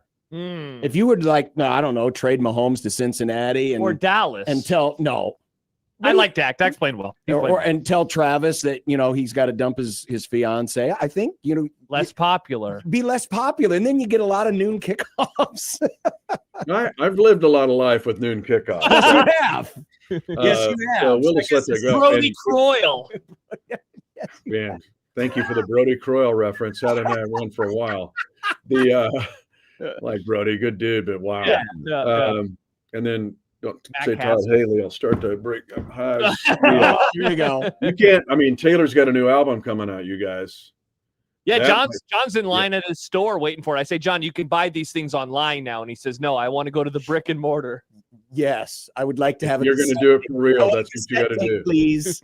Does this come in? Like when the new Apple phone 43 comes out, I got to line up for 7 days to get it. It's the same thing. Mitch Holtis, the voice of the Chiefs. It's Monday Night Football. Intriguing matchup. Chiefs at Jaguars. Mm-hmm. Good luck on the trip and the call and all of that fun stuff. Looks like the train is back on the track. Let's hope so. And keep all three of those phases going, fellas. We will. See you, Mitch. Thank you, Mitch. Mitch Holtis. Brought to you by Ray turns the game. Time's running out. Got 6 outs left. And Mason Miller just threw 8 pitches at 103 miles an hour. I'm like, why couldn't it have been Creighton's Mason Miller that was pitching instead of I don't know. this Mason Miller? Anyway. Thank you, Mitch. We got to go. Boy, see you, boys. The Chiefs. Coming up, I told you there is conflict. Yeah. And fired up for football. Okay. So we'll explain the situation. Okay. Certainly, if this conflict went one way, it might change my grade. Okay. But we'll just tell you what it's all about. And Sam has given us some massive games to look ahead to, and he leads it off as he does every week. Don't let John fool you with this slate. So we'll get to the big matchups that John doesn't want you to know about for whatever reason. We'll do that when we return. Shut up, Sam. But first, Josh and Don here for Underdog. Underdog, man. It's the only saving grace today is I can go out and I'm going to do it tonight. I haven't decided what I'm going to do tonight, but I'm going to do some stuff on the Reds and the Dodgers. Oh, and you can do live stuff as well. Oh, that's fun on Underdog. Yeah, because I won't be home in time. Well, I guess I could do something here pretty quick for the Yankees and the Red Sox. That game starts in a half hour, and I can do it here in Nebraska. You can't. You don't have to go over to Iowa. I don't have to drive to Council Bluffs. What a life we live now. Yeah, all you have to do is download the Underdog Fantasy app, and then you pick different games, different teams, and find your favorite players and go higher or lower on several different categories. In baseball, they use runs, hits, RBI combined. They use pitching outs. They use strikeouts, obviously. Football, of course, there's a ton of stuff there. It could be defensive interceptions, could be passing yards, whatever the case may be, sacks. And you just download that Underdog Fantasy app, and you can win up to 5,000 times your cash. In fact, I had a really good weekend with college football and pro football last weekend, and you can too right here in Nebraska. All you got to do is use our promo code 1620 the zone. And right now, how about this, John? You can score $100 in bonus funds or entries when you play your first $5. So whatever sport it is, go there right now. Use that promo code 1620 the zone and make picks, win money. Must be 19 plus and present in Nebraska. Terms apply. See assets.underdogfantasy.com for details. Concerned with your play, call 1-800-GAMBLER or visit ncpgambling.org.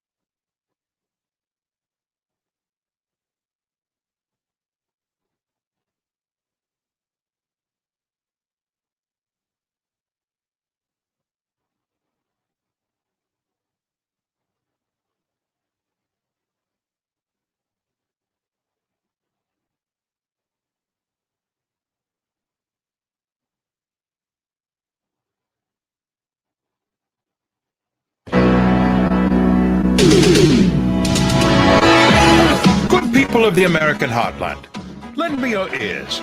The greatest news since the restoration of the Cracker Barrel logo is here. It's football season. Time to turn your attention to those wings on the grill and to yelling at the telly every time Desmond Howard opens his mouth. In the college game, the Big Ten Conference tries for an unprecedented third straight national championship and pins their hopes on James Franklin and Penn State. Oh, that's going to age well. In the National Football League, the Philadelphia Eagles are now the team with the bullseye on their backs. Josh Allen and Lamar Jackson still seek their first Super Bowl. And could it be the Bears and the Raiders might actually be good?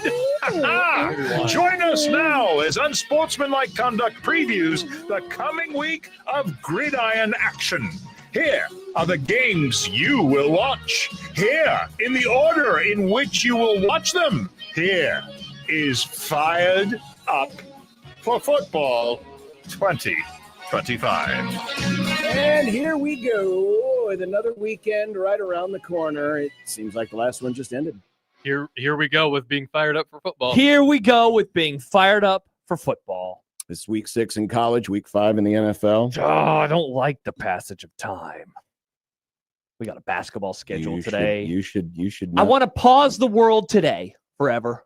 I want to be on October. Well, I don't, today. because then the Cubs will be perpetually losing 3-0. I want to pause it when Dallas is up with 30 seconds to go against the Packers and the game is almost over. That's what I want to pause. But then the game wouldn't be over, and you would But they're always up on the Packers forever for the rest of time. Yeah, but you wouldn't. It wouldn't be a win. Remember when Matt LaFleur and Jordan Love poo-pooed their PP pants? Let's get fired up, shall we? We start with the college slate. Whoa. College slate. Look at those football games. Well, there are definitely football games. They are legally football games. Nothing really exciting. Yikes. No, you know what I saw today? I Guess what saw the today? West Virginia semi-trailer truck hauling the equipment across the United States of America towards Provo, Utah. Because where that's they a are- conference game. Where they're playing BYS. This That's is a the conference dumbest game. crap. That is so stupid. Yes, it is. It's almost No as if- way. It's almost as if the people who run college football are dumb. Yes, they are idiots. But yeah, it's not. What are they going to want to do now? It's a Realign the thing. conferences? Mm. Mess with the playoffs? You know what I they're know what doing? John will be doing on Friday. You know what they're doing? They're He'll be making watching Movie Club movies. They're making their way for the Rams and Frisco Niners because they know America will be watching America's rivalry, Rams and Frisco Niners. Saturday we have big noon is at Michigan. from Holy Wisconsin. God. You keep saying Michigan stinks. They're going to win by a lot. Well, because Wisconsin really stinks. Remember, I mean, Wisconsin really hasn't stinks. even started playing the toughest part of their schedule yet. It gets harder after this. So Fox picked this because of Michigan, right? Yes, Nick. They certainly did. But Wisconsin. Yes, Nick. Excellent point. It's not a great week in the Bigger Ten. No, it's not. ABC will have Kentucky at Georgia. Now, I'll say this. The game was close last year. Okay. I'll say that. I don't think it'll be In close my this year. opinion, the game to watch Oh, yeah, we know what you'll be doing. are the clones of Iowa Clones. State at Cincinnati. Where do you come out on this? I agree. That is the main TV game of the 11 o'clock window. That'll be on ESPN the 2. That's such a specific. That's the main game on the 11 o'clock window. It is. That's It is. the sentence. Because Clemson and North Carolina is not worthy of being a main game anywhere. That is going to be on maybe my laptop just to see what happens. Yeah, that game's only worth watching to see what see the happened car crash. Because you got a program that is badly underachieving against. Wait, which one? Who are you talking about right there? Well, that's Clemson. Okay. And then what's North Carolina? They're not achieving in any way. They have not achieved. Are we Yeah. sure that Jordan isn't actually doing the play calling? She might be, Nick, with how bad North Carolina is. She this just year. wanted to play IRL Madden. In the midday window, or not midday, it'd be the mid-afternoon window. You have Texas and Florida. Okay. For the first time, wow, since the Hindenburg crash, Oh, the humanity. May 6, 1937. What on earth? Vandy and Alabama are playing a game in which both teams are ranked in the AP poll. Can Vanderbilt do it again? Can Diego Pavia lead them to another win? Well, Alabama learned its lesson from last year, because wasn't that the order last year? Yes, but now they have their attention. Vanderbilt had their curiosity last year. Yeah. Now they have their attention. Is the Whistler just a baseball thing, or does he go to football games too? Thank you. I've never I think heard it's of just any a football stories about him being at a football game. Mm-hmm. Boise is at number 21 Notre Dame. We were a lot more excited about this game in August. And this is worth watching, kids, because you're doing some advanced scouting. Washington travels all the way across the country for a conference game against Maryland. But because of what time it's at, you'll have to allow your wonk eye to watch that game, John, because there's something else that you'll be watching in the mid-afternoon slate, and that would be... You jerk. You absolute jerk. Let him have fun. The Cubs are being bad. The Nebraska-Michigan State game. But don't go anywhere without tuning into 1620 The Zone or 1019 The Keg and listen to John and Michael's great pregame show. That always starts right on time. It does indeed start on time. No matter because what. the hosts are always there in plenty of time. Yes. Yep. It always starts. Yeah. One of these days, you might be on and the audio will be your computers because, something happens. 1620, the pregame will start at 12:30. The game is Hell at yeah. 3 on FS1. And, Hell of yeah. course, Big Red Overreaction immediately following on 1620 The Zone and 1019 The K. That is Happer and McMaster. By the way, Dwayne says, Schrodinger's Kalen DeBoer. Is Vanderbilt now a big game, in which case he'll win? That's true. Vandy is ranked. It's a huge game for Bama, so now they'll win. Saturday night games. Texas Tech is at Planet Houston. That's an undefeated battle in the Big 12. Texas Tech is good. People were high on him. I was high on them. Your people. It's a pretty light nighttime schedule. Florida State really crapped the bed. Not to keep making poop references. Yeah. But Florida State, this should be top 10. This should be Miami at Florida State. Top 10. But they lost to Virginia. They did. They're not last year's Florida State. They are not last year's Florida State. That's true. Maybe the worm has turned, and this year Miami as the favored team will go wide right. The worm that'd has be fun. turned. I haven't heard that one. I like the Canes here. Minnesota at Ohio State on Saturday night. Friend of me, Noah Eagle. Have a great call, Noah. Colorado and TCU on Fox. This one's kind of interesting. Give me the Horned Frogs. Scafra gets to do his tour of Kansas I'll against watch the this. Jayhawks. Yes, sign me up. How many people are going to travel down there? Go Kansas. Mississippi State, who came this close, almost hit another upset straight up, goes to Texas A&M, and then late night, there's only one game, Duke in North Carolina, or Duke in California. Sick of these lack of late games. Before you get to the NFL, Sam, don't let John fool you with this slate. Air Force Navy, UNLV Wyoming, D3, number 17 Wheaton versus number 1 North Central. John, there's D3 games. Cool. Wisconsin River Falls. D3. Wisconsin Oshkosh. They've added Oshkosh another Bagosh. class of Class D football in Called Nebraska. D3. And Peter points out, how about Cincinnati being a 1.5 point favorite against Iowa State? That is true. By the way, for this week, the CBS television network drew the shortest straw possible. Yeah, you didn't have them on there because you always do the thing where you go, you know why? CBS. You know why? Are they showing golf? Because their 11 o'clock game is Navy and Air Force, but You Air hate Force the troops. Air Force is bad. Troop And then hater. at 2:30, Penn State and UCLA. Icky. Gary Danielson might decide to go into early retirement to avoid having to watch that dread. That's pretty bad. That's pretty bad.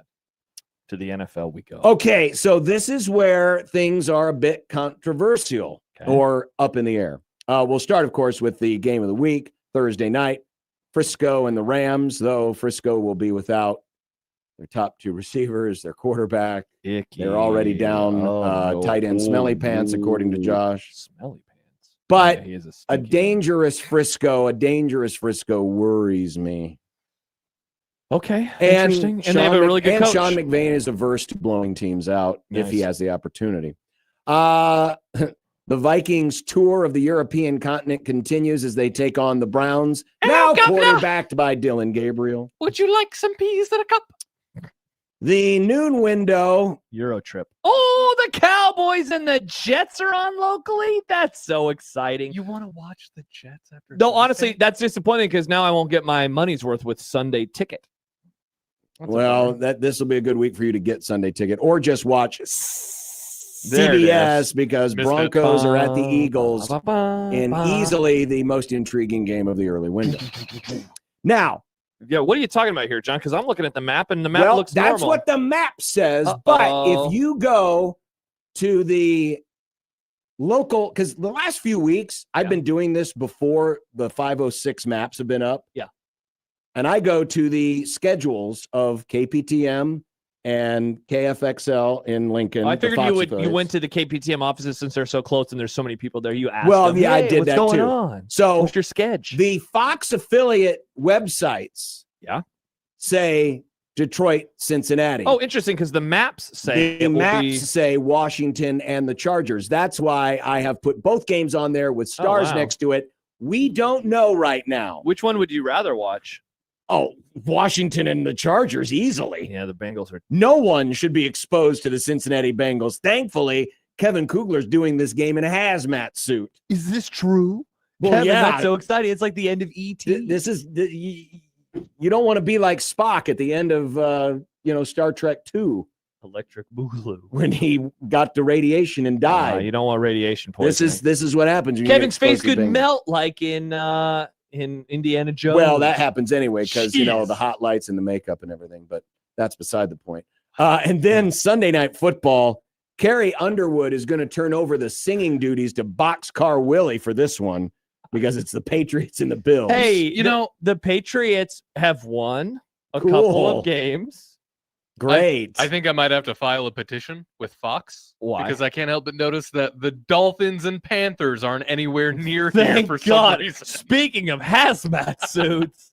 And we just talked to Mitch. Monday Night Football is Chiefs and Jaguars. So I had a hard time here's the out-of-market games, by the way. Raiders, Colts, Giants, Saints, Dolphins, Panthers, Texans, Ravens in the early window. Bucks, Titans, Seahawks. Cardinals, Bucks, Seahawks. That's a really good game. That's a good game. That's a really good game. I have Commanders, Chargers on there, but Just of in course, case, that's yeah. possible. So you didn't give it did you give it multiple grades? No, I went with a C on the fair. NFL and a B for college, a B- overall. If you don't know the answer, just fill out the middle bubble. I was slightly higher, B+, B-, and overall B. The problem is that they're Miami or Florida State really kind of screwed things up. That could have been a really kick-ass matchup. But we only have, 2 ranked in college football this weekend, whereas last week we had so many. So that's a bummer. Still will be great. Hopefully we get some more crazy upsets. I love football. What if the Florida State game turns out to be the most incredible football game ever Wouldn't played? surprise me. I wouldn't be surprised. Okay, ever played? That Ever would played. surprise me. It wouldn't surprise me if that game is good. That said, I kind of think Miami might stomp them because Miami is awesome this year. They're very good. And I wish that, I could say my that about my friends, Miami team. is fired up for football. A reminder, 4-quarter pick'em, John, rolls on. It's still here, folks. Get your picks in right now at 1620thezone.com. And we say this every single week, but I'm serious. Yes. Deadly serious. Subscribe to 1620 the email because the tiebreaker on this contest, because remember, you are not picking against the spread. Right. You're picking is 10 games straight up. Who gets them in first? And I just want you to know you will want to have access to that email when it goes out on Monday. That's right. Monday. Because email subscribers get the picks on Monday. Everybody else, the site goes live on Tuesday. Also, we mentioned in Fired Up for Football all the great stuff that we have going on Saturday. Go to 1620thezone.com. Don't forget to enter for your chance to win 2 tickets to the Ultimate Blur Tailgate Party for the Michigan State game this weekend. You can come up and say hi to John, and as long as it's 12:31, then you can say hi to Nick, too. So that'll be really cool. 12:29. I'll be there early. But at 12:29, he'll probably be like, "Oh, I gotta plug this in." The traffic won't be as bad for Michigan State as it was for Michigan. Well, I'm sure. I'm worried now that because of that, you're gonna leave a little later, and you're gonna be caught in the same vortex of traffic. I'll be fine. I'm nervous. We I've calibrated. shall commence with dumb debates next on 1620 The Zone.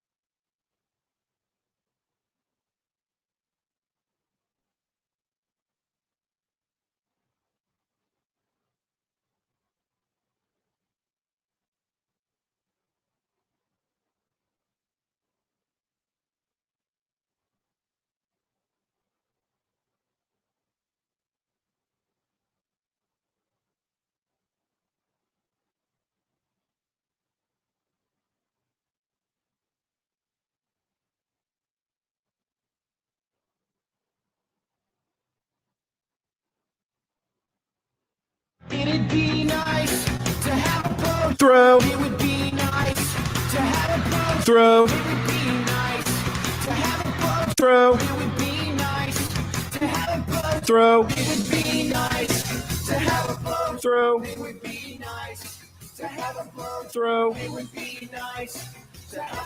Throw. Throw.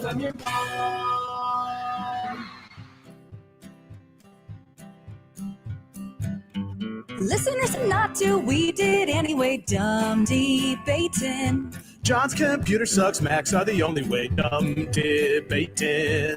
Fullbacks are running backs, hamburger steaks. Josh is too dumb to eat a cupcake. Mailing a base. Does John like Nebraska or Creighton? Just three radio hosts on air, dumb debating. Die for the pylon or give up on the plate, dumb debating. Millennials are great and old should go away, dumb debating. Rarely do we find any common ground. Josh wants his food to be the best around. Even if it gives him fatal flatulation. Just three radio hosts on air, dumb debating. When a tree falls down and nobody's around, you can bet your ass it won't make a sound. Water ain't wet, you know nothing about hydration. Just three radio hosts on air, dumb debating. Just three radio hosts on air, dumb debating. Time for dumb debates. Get your dumb debates in now. Dumbdebates.com. Are you okay, John? Yeah. Cubs, Nick. The Cubs. We suck. We suck. Hey, there's still another game, John. There's always tomorrow, John. There's always tomorrow. We'll die for just one day. Yeah. By the way, just a quick note, not this, I guess it really doesn't matter because if you're listening to us in the podcast form, you're usually not listening to us live, but our podcast provider has been giving us issues today. It has the bruns. But remember, we always have our shows archived. In fact, it's like a DVR right now. You can go to our YouTube page, 1620 The Zone TV, and you could, in addition to watching us right now live, you can just go down to that little, status bar and just move it back, and you can watch us. You can go back to any part in the show, and all of our shows are archived there as well. That's so true. That's just another option. Very cool. And while you're there, you can also maybe poke around, look at all the past dumb debates, all the past movie clubs. Wow. We got a lot on there. Look at the fun thumbnails Nick makes when he's like, does this guy stink? Then they get over 1,000 views, and I'm like, thank you. Nice. Thanks for the 1,000 views. John, we begin with a sports dumb debates question. I was going to say sports flash. No. From Whopper. Whopper. What has better vibes? A 3-1 October with a 2-2 November, or a 4-0 October with a 1-3 November? And Whopper, of course, is talking about the Nebraska Cornhuskers football team. So what has better vibes going into the offseason? They go 3-1 this month, so thus they are 6-2, and then they go 2-2, which means they would beat one of USC, Iowa, or Penn State. What are you doing over there? I'm just trying to send the word out via our social media. Okay. So you're not even listening. I'm just. I am listening. I'm listening. I am listening. I heard you. Okay.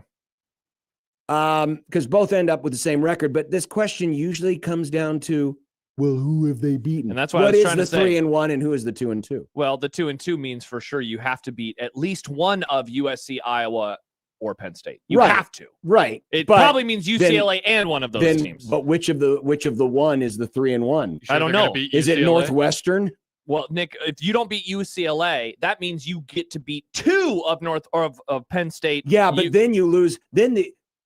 Now imagine this scenario. Would be stinky. Nebraska beats two of the three, Penn State, Iowa, USC, but they lose both of the UCLA and Northwestern games. Sign me the hell up for that stretch run. Yes. Really? John, you beat Penn State on the road. Okay, you beat but there's Iowa a chance. at home. You beat USC. You beat No. Minnesota. I am easily signing on the dotted line. Imagine for that discourse. Yeah. You lost to two of the. We just had the conversation with Bruns. Could UCLA be the worst? was it UCLA? Yeah. Yeah, UCLA be the worst conference team Nebraska's played. Yeah, but then they're stanky. But then you beat Penn State. That would be massive for the program. Well, but we don't really. I mean, do we not? Are we aren't sure that Penn State isn't headed for a little bit of circling the drain this season? I'd still rather have that win than that's a much better win than UCLA. Well, of course, it's a better win. So that's what I'm saying. But is it a better win than UCLA would be a loss? I think so. Remember, we're sending people to the UCLA game. Do we want to send our listeners to a losing game? Oh, John, that's a great And reminder. can you imagine if that game is like at 10 p.m. local time here? And you're doing overreaction that night? And I'm not doing overreaction because I'm like, hell no, I ain't talking about this mess. So wait, what's your answer then? Would you rather have the 3-1 with the 2-2 or the 4-0 with the 1-3? I picked the first option. I'm going to pick the first option because you are guaranteed a win over what we perceive today to be a decent team in November. But and hell, most likely means you beat. Who have you beaten question is rather interesting. The October or the 2-2 November most likely means you beat UCLA and Iowa or USC. And I would say sign me up for that, especially if you can guarantee me that it's Iowa. Especially if you can guarantee to me. Well, okay, because sometimes people a 1-3 finish would suck. Nobody wants that. Sometimes when we get to the whole dumb debates, people are like, okay, we're in the middle of football. Yeah. Oh, you got another football one for me? Yes. All right, perfect. Football. Nick, you love this. I sometimes feel like dumb debate should be in a similar realm to the crossover. Okay. Well, sometimes we talk about football. What are you? Well, but this is an interesting question. What is it? Come on, John. You tweeting out URLs? Yeah, URL boy.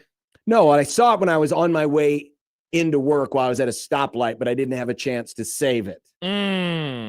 But the question is in regards to Nebraska. Okay. Ray. Hello, Ray. For Nebraska to have a breakthrough season, what is more important? Improved rushing offense or improved rushing defense? This is a good one. That is an awesome question. So you're thinking about the last 8 games. Yep.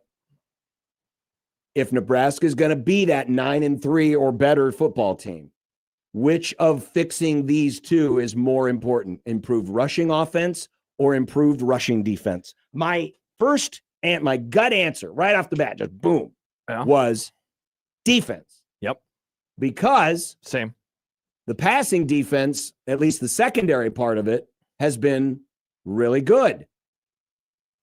As the Cubs ground into a double play to end of the game, and we'll have a game 3 tomorrow. We'll see you tomorrow night. Screw you, Padres. I hope you flush those uniforms down the toilet because they look like that, and you are in them. You're in. But that was my gut. Okay. But then I thought about it. Because to improve this isn't just, hey, this isn't just about, I think there's a little too much conversation. I'm not saying it's wrong. I think there's a little too much conversation about the number 2 running back. Oh, we just don't have any depth. We got to have depth. But I think the running game in totality, remember, I think Ramir is a nice running back, but Ramir was last year. Yes. Emmett is this year. That's true. That Emmett, and Emmett was also last year. That's true. That Emmett is a nice back, but he's really a number 2 back. That Nebraska really doesn't have, in my opinion, a great number 1 running back. I've never heard of a nice back before. Is it similar to a tailback? No. Oh my gosh. Nebraska is 1 injury away from the offense taking a big drop. And that injury could be to number 15 or to number 21. So I think my answer is actually improving the rush offense, which again is a more encompassing question than just the second team running back. It's, hey, how do we make this unit just better, period? Right? Mm-hmm. Which I think does entail, finding, getting a Mosey or a Nelson to really hit it, or even Quentin Ives to really hit it. And maybe, at the same time, because running game's not just on the running back, but improve the run blocking as well. So I think my answer is the rush offense, because Nebraska so far has been able to hang together with the rush defense that they have. And I just think the chances of this season taking a very serious turn is just an injury away. Can I talk talk you into it being the defensive run game? Because that's where you were first. It's dumb debate. So I think my first inclination was also the run defense. And I think why is if you're able to stop a team from running, or if the running defense were to improve, I think the defense would be close to great because of how good the pass defense is. And so if they're able to get off the field more often than not, it would just solve so many of the problems. Like one of the things that I worry about with Nebraska in a loss this year, or in losses this year, is that it is going to be because a team is able to do what Michigan did, and that's just grind them into dust over the course of a long, long drive where they're just running and picking up first downs. So that is, day fight kind of hits on what I'm going for. Nebraska's pass defense is great, but it doesn't matter if teams can run all day long. So I would just say, give me the good run defense, because then that means the defense full stop is really, really good, and that just solves a whole side of the ball's problem. And then, your concerns about the running room are valid. Your concerns about all of the running backs are valid. Your concern about Emmett Johnson getting hurt is valid. But if the defense is good, then I don't even have to worry about that side of the ball anymore. And I know that you still are not as sold because of the pass rush. Now remember, for the purposes of this question, you're just improving the rush defense. That doesn't mean you're improving the pass rush. I still think that there could be, as the late great Dusty Rhodes might say, hard times coming for Nebraska's pass defense because of the lack of a pass rush. Well, we'll see. Cincinnati keeps torching everybody else, and they couldn't against Nebraska. So, I got to see somebody do that before. I can't get worried about the number one pass efficiency defense until they actually give me a reason to be worried about that. Right, but they've really only faced one team that team's really good, though. Is a pass threat. Yeah, but it's just one. It's a very tiny, minuscule sample But they keep doing it to everybody. They've only done it once, really. Come on. Michigan wasn't going to throw it a whole lot. And the FCS game, or the middle two, they don't count, in my opinion. I'm not saying I'm expecting it to fail, but I need to see a little bit more improvement. And I think this week's going to be a really interesting It's going to be a great test, yeah, because Michigan State is kind of similar to Cincinnati in that they can throw it and their quarterback can run it. Yeah. And that makes things a little bit more interesting. But I can't see it holding up this way if that pass rush doesn't at least provide some semblance of pressure. Brian says, Josh, do you think our secondary was exposed as blah tacklers versus Michigan? I thought that was the thing that nobody talked about. Well, I thought we talked about that last week, and sure, but I don't know what that has to do with the pass defense. The pass defense has still been really good. But I don't really expect secondaries to be excellent tacklers, honestly. All right. It's a great question, Ray. All right, Nick, here you go. Okay. A non-football question for you. Are you happy? Give it to me. Aaron Papillion says, what song have you heard more times than any other song in your life? Many might say Happy Birthday or the national anthem for obvious reasons, but I think mine would be Thriller or Billie Jean. The Thriller album came out when I was about 5, so I have been able to hear those songs most of my life. They have been played on the radio station since the album was released, and I'm sure I played them over and over when I was younger. I don't think it's Happy Birthday. You don't go to 8 parties a day. No. You hear Happy Birthday a few times a year, probably. At the max, maybe 10 times a year. It's not Happy Birthday. And it's certainly not the Star Spangled Banner, unless you're going to a sporting event every day. I have one for me, then I have a sneaky one that I think might apply to most of us. Okay. So mine for me is Don't Stop Believing by Journey. I think I've heard that song a billion times, and I hate it so much. It's probably the reason I mostly hate 80s music. Wow. And that's a you problem. My sneaky one, though, Seven Nation Army by the White Stripes. Whoa. See, Nick is going in the mindset that I was thinking, and that was going to sporting events. So if you go to sporting events, a song that you hear there, you're probably going to hear elsewhere. Mm-hmm. That song you hear all the time at sporting events. Yes. All the time. See, but I'll go one step further. I think it is a theme that you hear at sporting events, but is not one of those. It's probably like a movie score. You hear the Imperial March a lot. Dun, dun, dun, dun, dun, dun. Like I've heard that on this show hundreds of times over the years. I hear that at sporting events. They play little snippets of it. And of course, I've watched Star Wars before. But I'm trying to think outside the box because not everyone attends sporting events. Mm-hmm.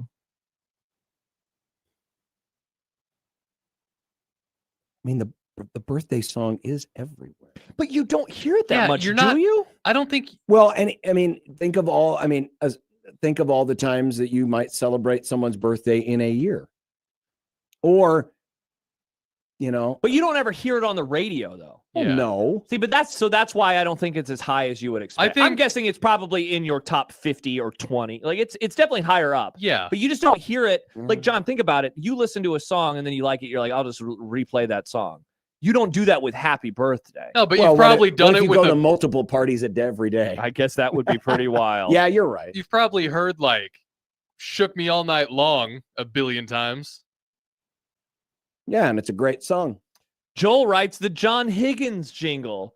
John Higgins with a guard, home on of the roof of Reese. We gotta play ball. That's honestly. Well, I mean, the USC theme song, you hear that at least 300 times a year. Good Yeah, point. Yeah, that one is Probably definitely making us. a nice comeback. Baymont says Back in Black. See, that's a good one too. Again, Yeah. because of That sporting one events. is everywhere. Sporting events. Iron Man, when that came out, that song also got super popular around that era. Mm-hmm. Yeah, definitely. Sadly, the answer isn't Go Cubs Go because you're not hearing it today. Hey, Chicago, what do you say? The Cubs did not win today. Chicago! Shut up, Gus! Sam writes, what sports team logo makes the best chicken nugget shape? What has the optimal shape for surface area, crispability, and meat optimization? Do you need me to reread it? What sports team logo So, makes the best chicken nugget shape? This was in reply to another tweet, I think, from Stibbs. From Declan. From Declan. You can get Tyson chicken nuggets in the shape of the Denver Broncos logo. You can get horse nuggets. The dumb horse thing? It's just the horse. What do you mean dumb horse? Well, yeah, but I hate that logo. It should be the horse. I know, D. but why is he dumb? I'd rather Why is the eat horse dumb? I'd rather eat a chicken horse nugget D? that's shaped like the horse D. We all would. I think nice. I think that every chicken nugget tastes better when it's in a shape. I like dino nuggets better than normal nuggets. It's like mac and cheese. It is. Oh yeah, the shaved mac and cheese are always those are goated. Well, it's like Well, the Reese's. che- you yeah, know? but that does a better job of holding the know, cheese the in. cheese, it's so the, good. the shaped nuggets. It makes a difference. I don't know what They're- it is, but it makes a difference. Yeah, but those are also the ones made with the absolute cheapest pieces of chicken. Hey, Bobby Bacala's at the game. All right, so here's what nice. So here's trains. That's all I'm gonna say. So here's what I would say, John. I don't think you want a shape, a sports logo, like a star, like the Dallas Cowboys star. There's too much surface area. You don't want that. I think you want slender shapes. Well, what if it's a tiny star?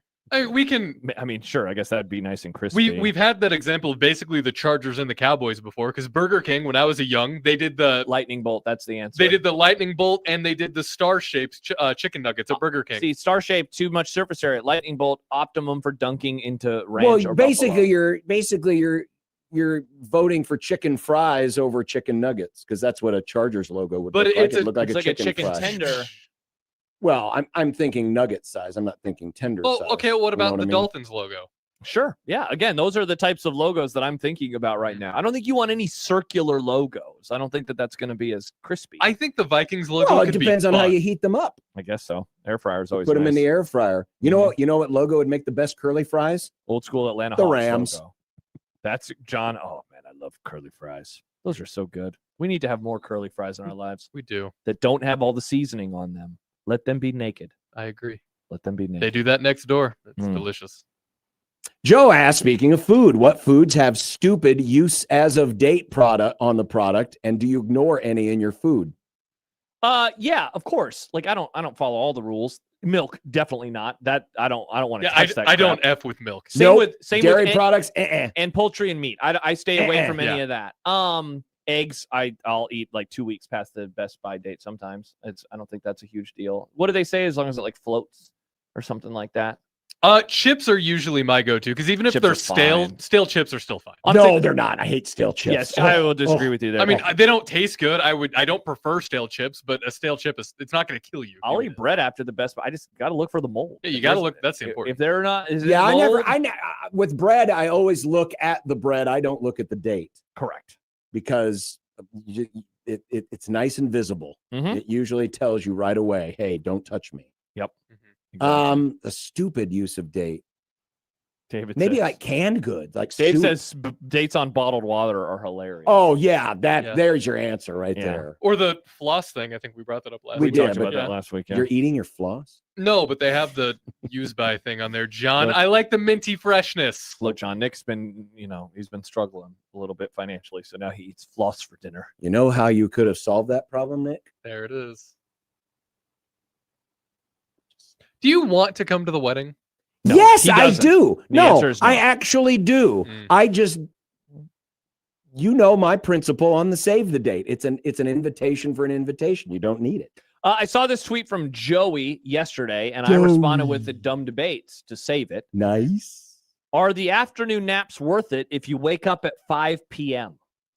I can speak from empirical experience. And the answer to this is hell no. You can't. It's, man. The worst. I would get home. This is when I was doing the morning show in Lincoln. The old days. And I would get home maybe 2:00, let's say. And I'd end up taking a nap, and my wife would get home and wake me up. And it'd Before be you go? No, it'd be like 5:00 when she would get home, and her getting home would wake me up, and my sleep schedule was awful. Yeah.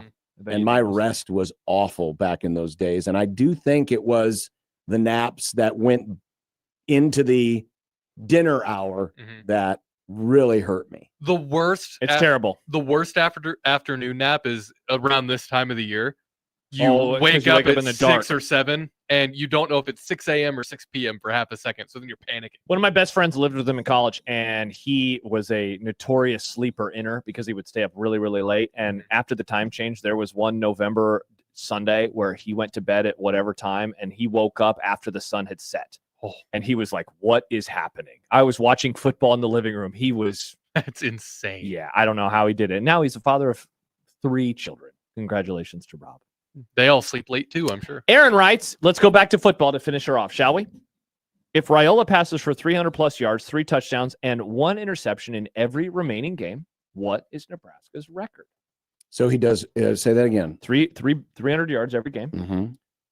3 touchdowns every game. So that's Mhm. another 24. So that would get him, by the way, to 35 on the year.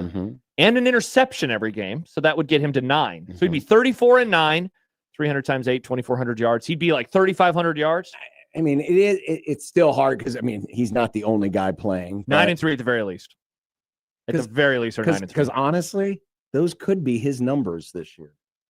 And I think if they are, they're going 9 and 3. It'd be hard for them to not go 9 and 3 with that kind of Well, it depends. You're really worried Like, about the well- pass defense that's the best in the country. I understand. No. It's not that. It's if he does that against USC, is that going to be enough? Good question, for sure. That's a really good question. Yeah. If he does it against UCLA, definitely. Northwestern, definitely. I mean, just so many yards. It's a lot of yards. It's kind of what I like. That means they're moving up and down the field. But that's what he did against Michigan. They lost. Nah, that's true. Thank God they're not playing. Now Michigan they're not every playing week. Michigan every week, but that's likely an 8-4, but I won't commit to anything higher. Wow, so you're only saying likely 8-4.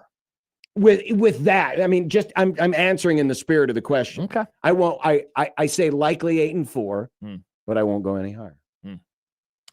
By the way, a couple of responses. First of all, from Because real quick, No, you're for good, you're good, example, you're good. I mean, it could be like Michigan where he takes a lot of sacks and just so many yards. There's so many yards and touchdowns, and It it is, seems but fairly efficient. But that was Michigan. Michigan's good. And I know you don't think understand they that. are, but they're good. I understand that. They're not playing Michigan every week. But would that be good enough against Michigan State? Most likely. Maryland, most likely. yeah, Minnesota, but most likely. we're forgetting about the whole rest of the game, I know, special teams, I know. defense. I mean, it's just questions like that are hard because that's why it's dumb debates. It is. So a couple Not a things. terrible question, by the way. No, it's a really good question. It's a hard question. Katie says they don't lose a game, and he's winning the Heisman. There we go. Give Nebraska the Heisman. No, he is not winning the Heisman. So a couple responses. One that you triggered somebody. I hope you're ready for this one. Good. But first, Michael says John, as a Cubs fan, should have the Empire Carpets jingle burned into his brain. Was I on do. WGN constantly. And that's still out there too, man. They still do it. 580-2300 Empire. Chad writes, going back to a question earlier when we mentioned, this was the what months would you do record-wise when you said something about Penn State. Chad says, I can't listen anymore when you say Penn State might be circling the drain after losing against a very good team in double overtime. Wishful thinking and terrible radio. Okay, whatever. I'm just saying could be. I'm not guaranteeing it. Wow. But let's face it. Wow. Penn State, before the Oregon game, there were questions. Sure. They farted around with FIU. They farted around with Villanova. McMastered. And let me take a little. Okay, Ford. Let me take a little Drinking gander. game. We should have a K4 drinking Well, game. no, I only that's a go fun there idea. because it's a really easy, convenient Have plenty place. of water if you're going to Hey, play that. Aaron Judge didn't get on base, by the way, for anyone who's wondering.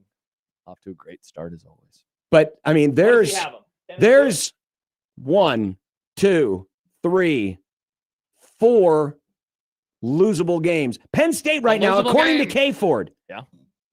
8.7 wins. Ooh. 8.7 wins. Hello. Which is just a tad bit higher than Nebraska, who's at 8.6. Hello.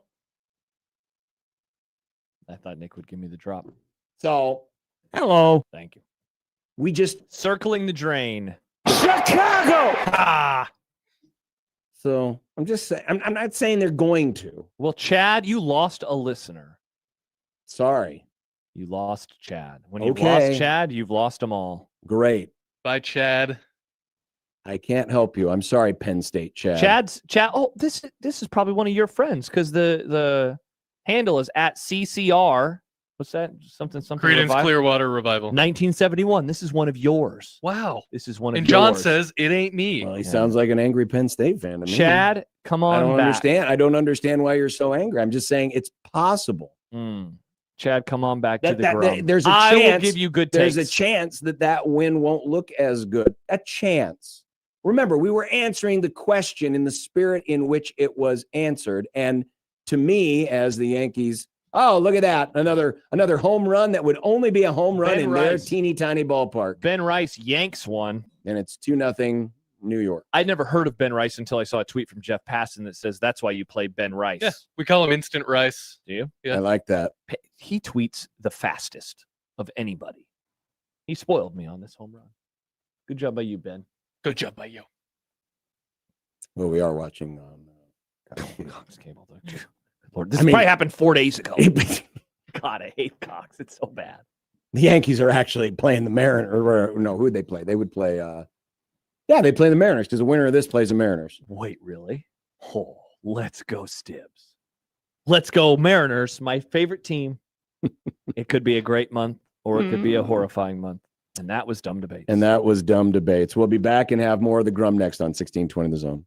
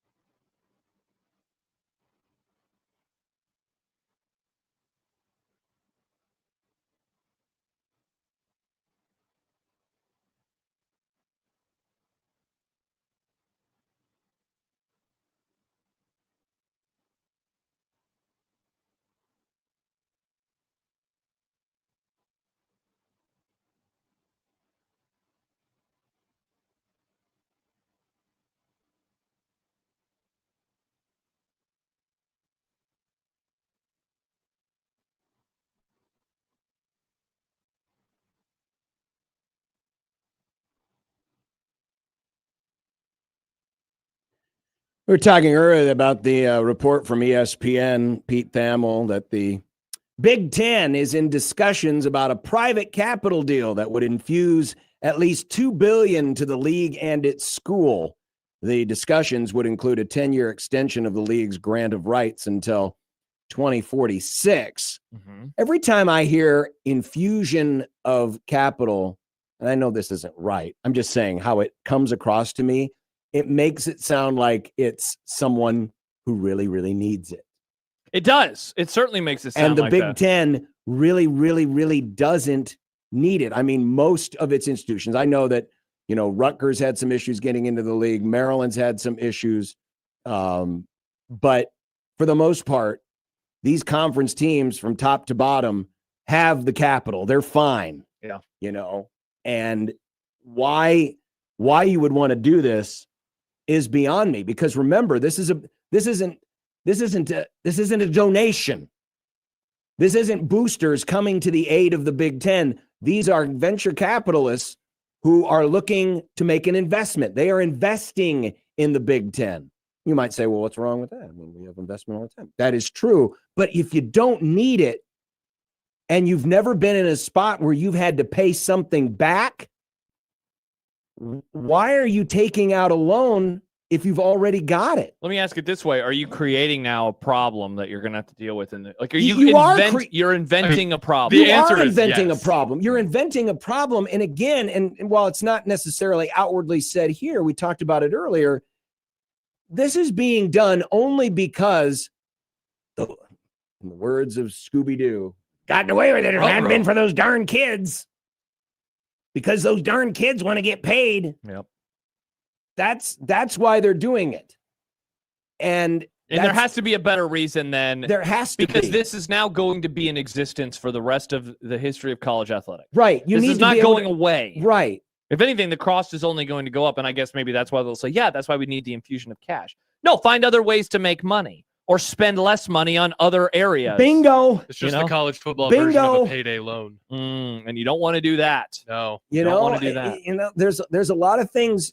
You don't need to have one assistant coach for every two players or one staff, just overall staff member. I mean, the size of some of these staffs, not just coaches, but analysts and support staff and all of this stuff. All the staffs.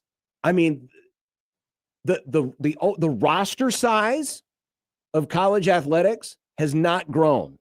No, it's going down now. In fact, it's going down, yet the size of the support staffs are going up. And I don't want people to lose their jobs necessarily. Obviously, one of the biggest areas that they could save money on is building elaborate facilities or paying coaches how much they've been paying coaches. Yeah.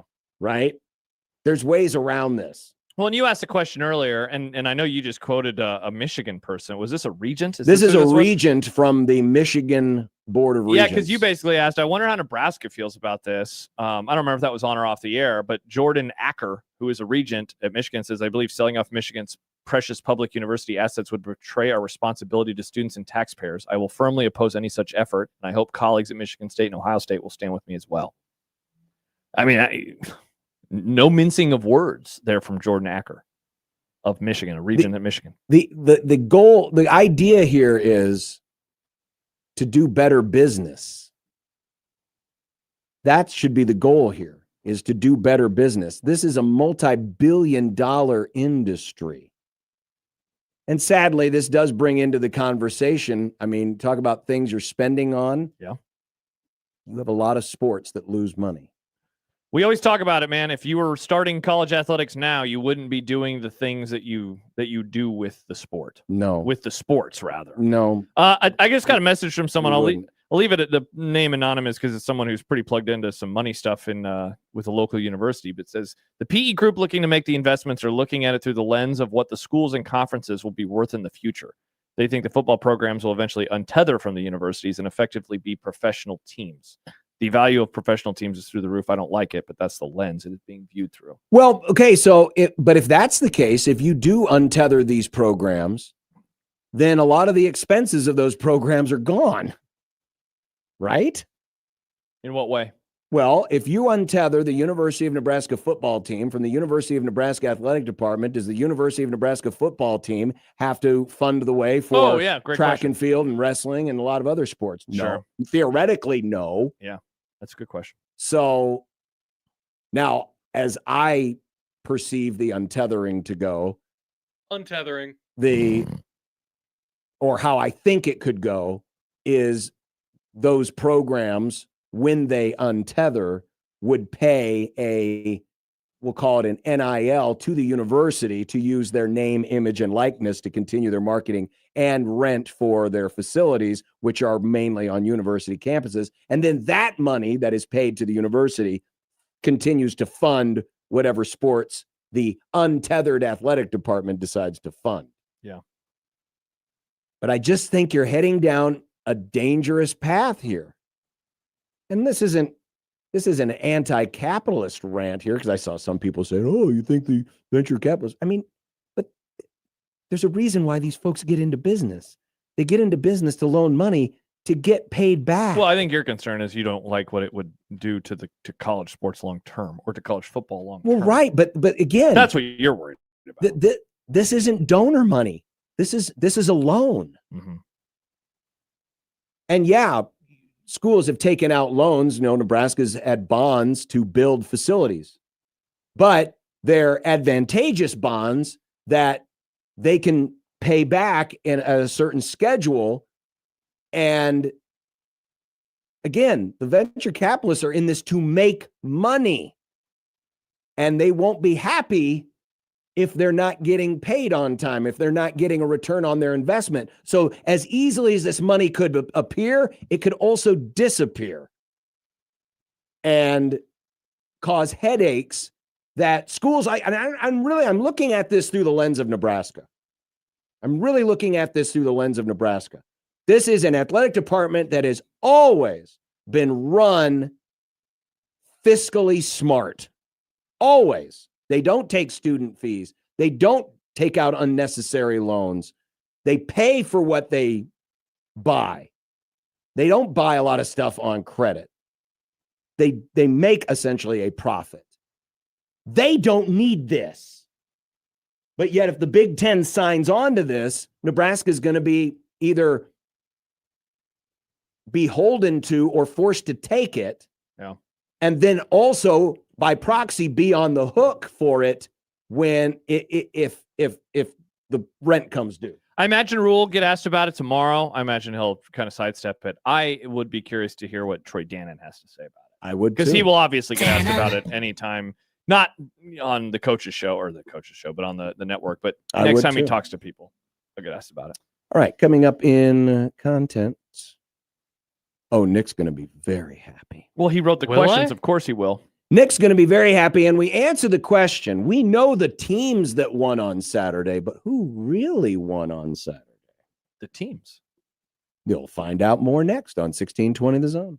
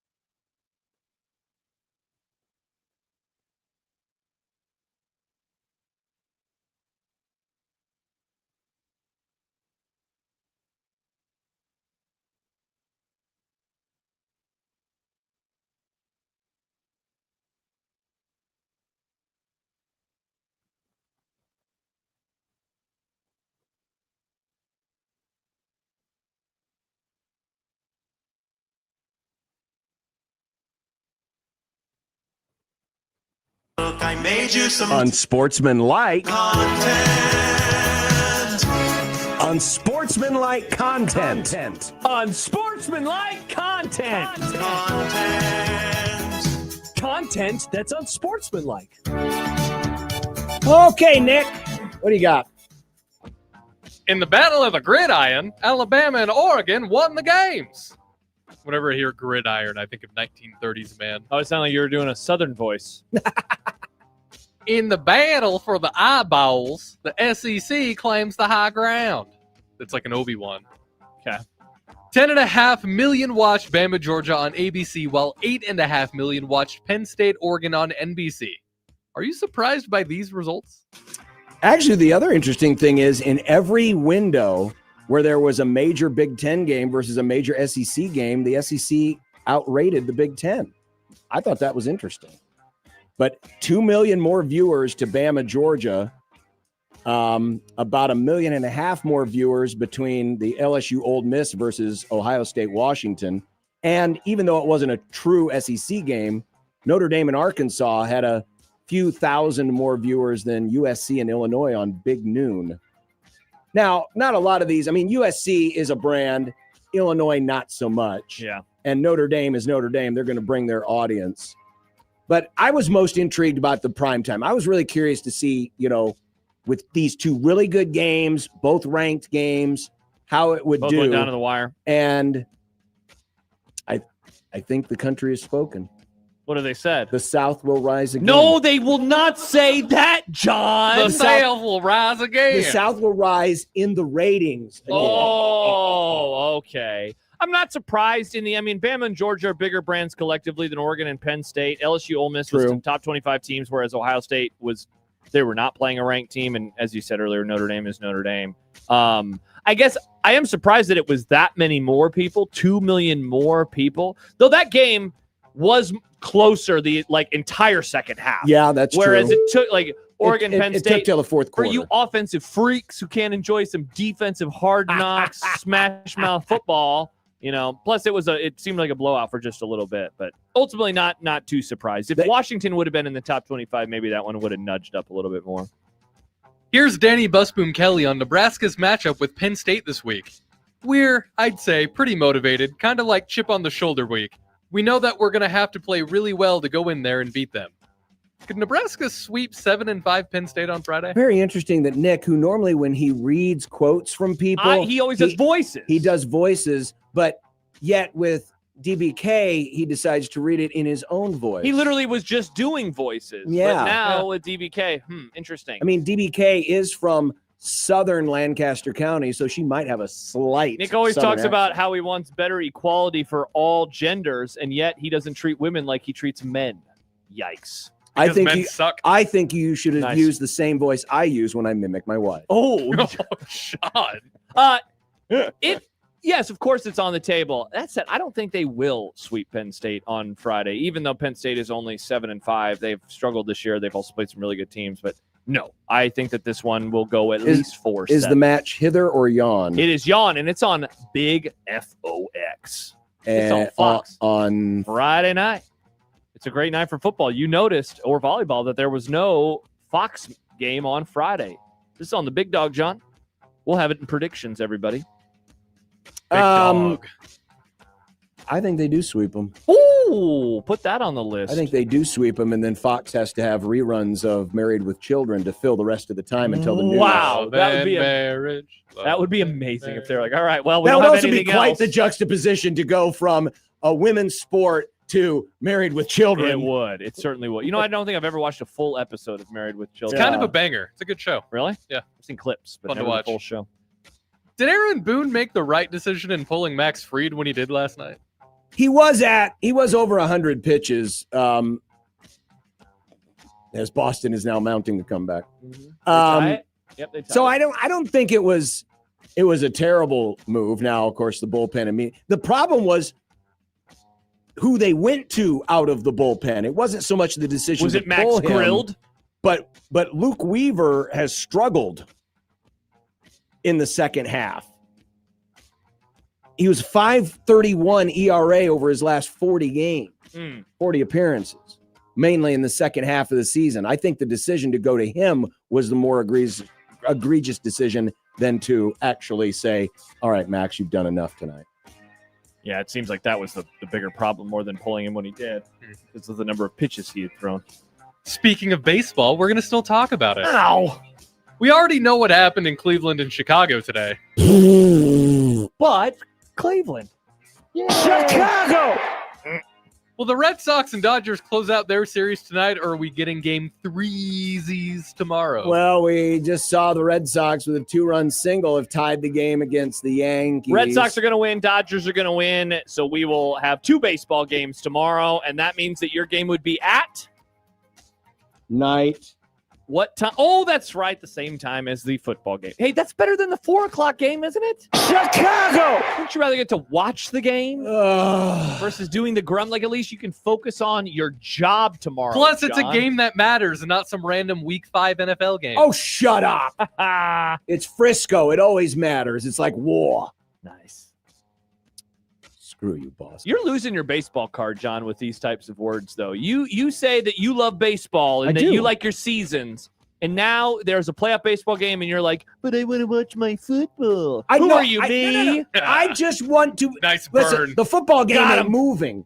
I'd be fine if the Rams played earlier in the day. I Move just the don't Rams want up to 2 o'clock I just Central. don't want the games to be on at the same time. Al Michaels, can you move the game on Amazon to noon Pacific time, please? Thank you. I bet if they ask Jeff Bezos nicely, they'd do it. Ask Jeff Bezos nicely, John. You have an Amazon Prime membership. Sure. The clones are in trouble. Star Wars? No, they haven't been surrounded by the droid army. Oh, wow, nice. They've just lost both their starting cornerbacks. Hmm. Iowa State's Matt Campbell announced that Jontez Williams has joined Jeremiah Cooper on the season-ending injury list. Does this seal ISU's fate in the past happy Big 12? I saw someone today tweeted at me, can you believe Cincinnati's favored over Iowa State? Yes, I can. And because of this very reason, Iowa State, who has Cincinnati, then Colorado, both on the road before an idle week. Man, this sucks. And the shame of it is that Iowa State had the game in hand, and Williams was still out there playing late in the fourth quarter. Not great. Not great. Yes, it does. Cincinnati will beat them this weekend. Can Nebraska then claim a ranked victory when Cincinnati is in the top 25? Well, it doesn't. Format rule. It doesn't count on his ledger. Oh my! It should. Oh my! Well, What? I wish we had it available. Chicago. Because guess what? The White Knights will be coming if Cincinnati gets ranked before Nebraska. Guys, Nick, I have fantastic news from the NFL. Oh. The Browns are doing it. They're starting their rookie quarterback. All this time we've been waiting, speculating. Yeah. When is it going to happen? Well, get ready for the Schadenfreude.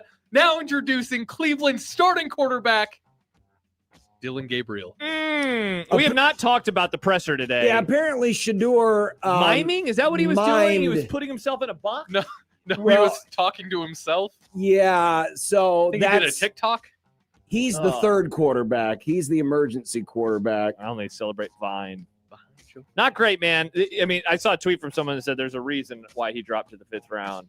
Acting like this. I haven't even watched the video, but just seeing some of the clips from it, it looks really bad. I thought it was because they just disrespected him because of his last name. Maybe they did. Dylan Gabriel, good luck to the Brownies. Who are they playing? Oh, the Vikings. Ugh. Yuck. The LA Angels of Anaheim announced that manager Ron Washington will not be returning next season to skipper the ball club. But they did it in a very Angels type of way. Did Ron Washington ascend into heaven? You know, people are doing too many graphics like this Yes, they these days are. where it seems like somebody passed away. Like, Nick, we should start doing this for shows where John will be like gone because he's going to Creighton. It's like, thank you, John. Thank you, John. We'll see you on Thursday. But he's up in the clouds with angels around him. I mean, I get that the Angels are their bit, but literally it's a graphic that has a couple of photos of Ron Washington, and he's in the clouds. He really is. There's an almost zero. That's a weed joke. It's just really, I mean, if I would have seen this with zero context, I You would thought have he thought would've that passed Ron away. Washington passed away, and he's had health concerns. So, yeah, this isn't quite as bad as. Remember the Phil Mickelson graphic when he finally won was it the British Open, the Open Championship? Well, no, the one a few years ago. Yeah, that when was he- the PGA Championship, right? Wasn't it? Well, either way, he was like it looked like he was Yeah. ascending into heaven. Baymon says we lost John for today's Grum. There's almost a 0% chance that the person who made this didn't include angel wings somewhere, and they're like, that might send the wrong message. It Let's take those down. certainly would have. Too late. Finally, fellas, we're gonna finish off in the best possible way. No, College baseball. Nebraska's schedule is out. It's real, it's here, and it's spectacular. Can I draw your attention to the May 8th through May 10th series? What's that? That is with Iowa, the Iowa Hawkeyes in Lincoln. You know what else that is? The weekend after my birthday. Mayhaps I go. Oh, you'll be married.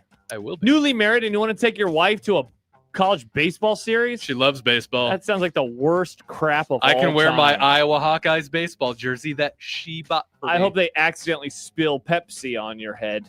By the way, Accidentally. Note to graphics department. This is terrible. It's Please. bad. It's so And pixelated. this is a screenshot from their Yeah, Twitter. it's not good. Don't mix black with red unless you're going to put a Yeah, white you can't- outline you around can't- the black you- letter. Shout out Yeah, to you can't outlines. read it very well. But the thing I do like, the last Creighton game, Yeah. the one scheduled in Omaha, Yeah. will be May the 12th. Oh, yeah. I saw somebody ask if I will be going to this event. Well, of course you will, because we'll be doing the Grum from the ballpark. They asked if I will be staying at this event. And of Wait. course I won't. I got to get home and let Banks out. Which is funny. We're going to be like ships in the night because I'm probably going to go to that game. Yeah. So maybe you stay here, run the board, then John and I can be there Hmm. because I can just, boop, boop, boop, walk down and watch the game. Oh, that sounds terrible. Big fan, Huskers. Hey, but at And least the Jays? days will be getting longer in May. The weather will finally be nice again. God, it's so chilly. It's so cold right now. Can you imagine what it's going to be like when it's like 80 degrees again, John? I can't. Yeah. I literally cannot imagine that temperature at this moment in time. Coming up next. Get it? I'm going to take my wife to a baseball game. Oh my gosh, you're going to be such a wife guy. I am. I have a wife. I have a wife. My wife, I'm married. Oh, here we go. Almost. That Hmm. was a dry run. Do you need the Huskers or Jays to send you a save the date for that game? Nice. For Not a that bad series? idea. Not a Maybe bad the Hawkeyes will do it for me. You realize that's another way you could have saved. You could have just put your wedding on a baseball schedule, Hmm. and then it's always out there, and you wouldn't have to say you could saved all the money on all the invitations. Sure. You're right. I should have done that. Should have done that. Just make sure you put the white outline around the black letters on the red back. I always do, John. I always do. I know you're a big outline guy. 1620 the zone.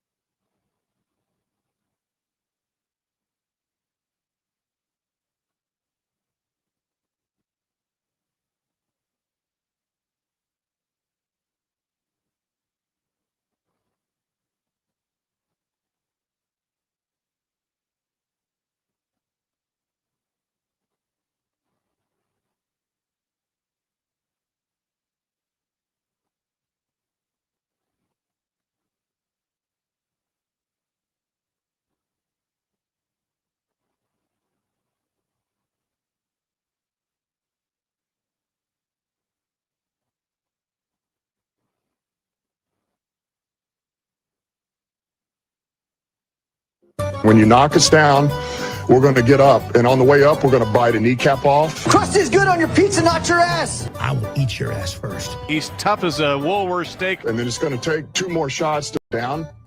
All right. And on the way up, we're going to take your other kneecap. I'm ready to hang them up, gut them, and skin them, and chop them up. You know what? I'm ready. My daughters aren't starving to death. I'll eat my neighbors. And we're going to get up, and then it's going to take 3 shots to get us down. And when we do, we're going to take another hunk out of you. Cliff, what are you going to take away as your best memory from playing basketball at Boston College? Probably just like going out to eat. Once again, the good folks at CHI Health Center, Levy. Oh, yeah. What do you The have? beef tenderloin was magnifique. Awesome. The salad was good. Had little pieces of apple in it, too. Oh, I like those salads are always fresh. Yeah, tasting. very fresh, very good. Everything was really good. They have a nice vinaigrette dressing. Yes, they did. Yum. I love vinegar. The it was like a apple pie cheesecake. Oh, it was very good. Tonight, I don't know. I'm having thighs and a baked potato. She's working, huh? No, she's actually going home. Oh. But we have some What leftovers we need to clear out. People thighs? No, John, chicken thighs, you freak. Someone sent me an email today, no lie. About what? About it. It was one of the, we get these interview emails all the time.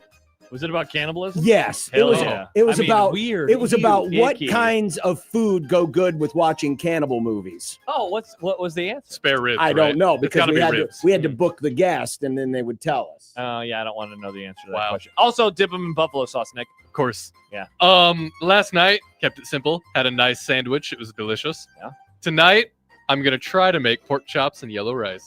Interesting. Good luck to you, sir. I say try because I'm kind of on a time crunch. When you do the chicken thighs, don't you miss the podcast? Yes. Don't you miss the fried chickenness of it all? What's up? When you make your thighs, The crunch. don't Yeah, you miss of the course. fried chickenness of it all? But it's then, I mean, they're actually already made, so I'm just going to reheat them.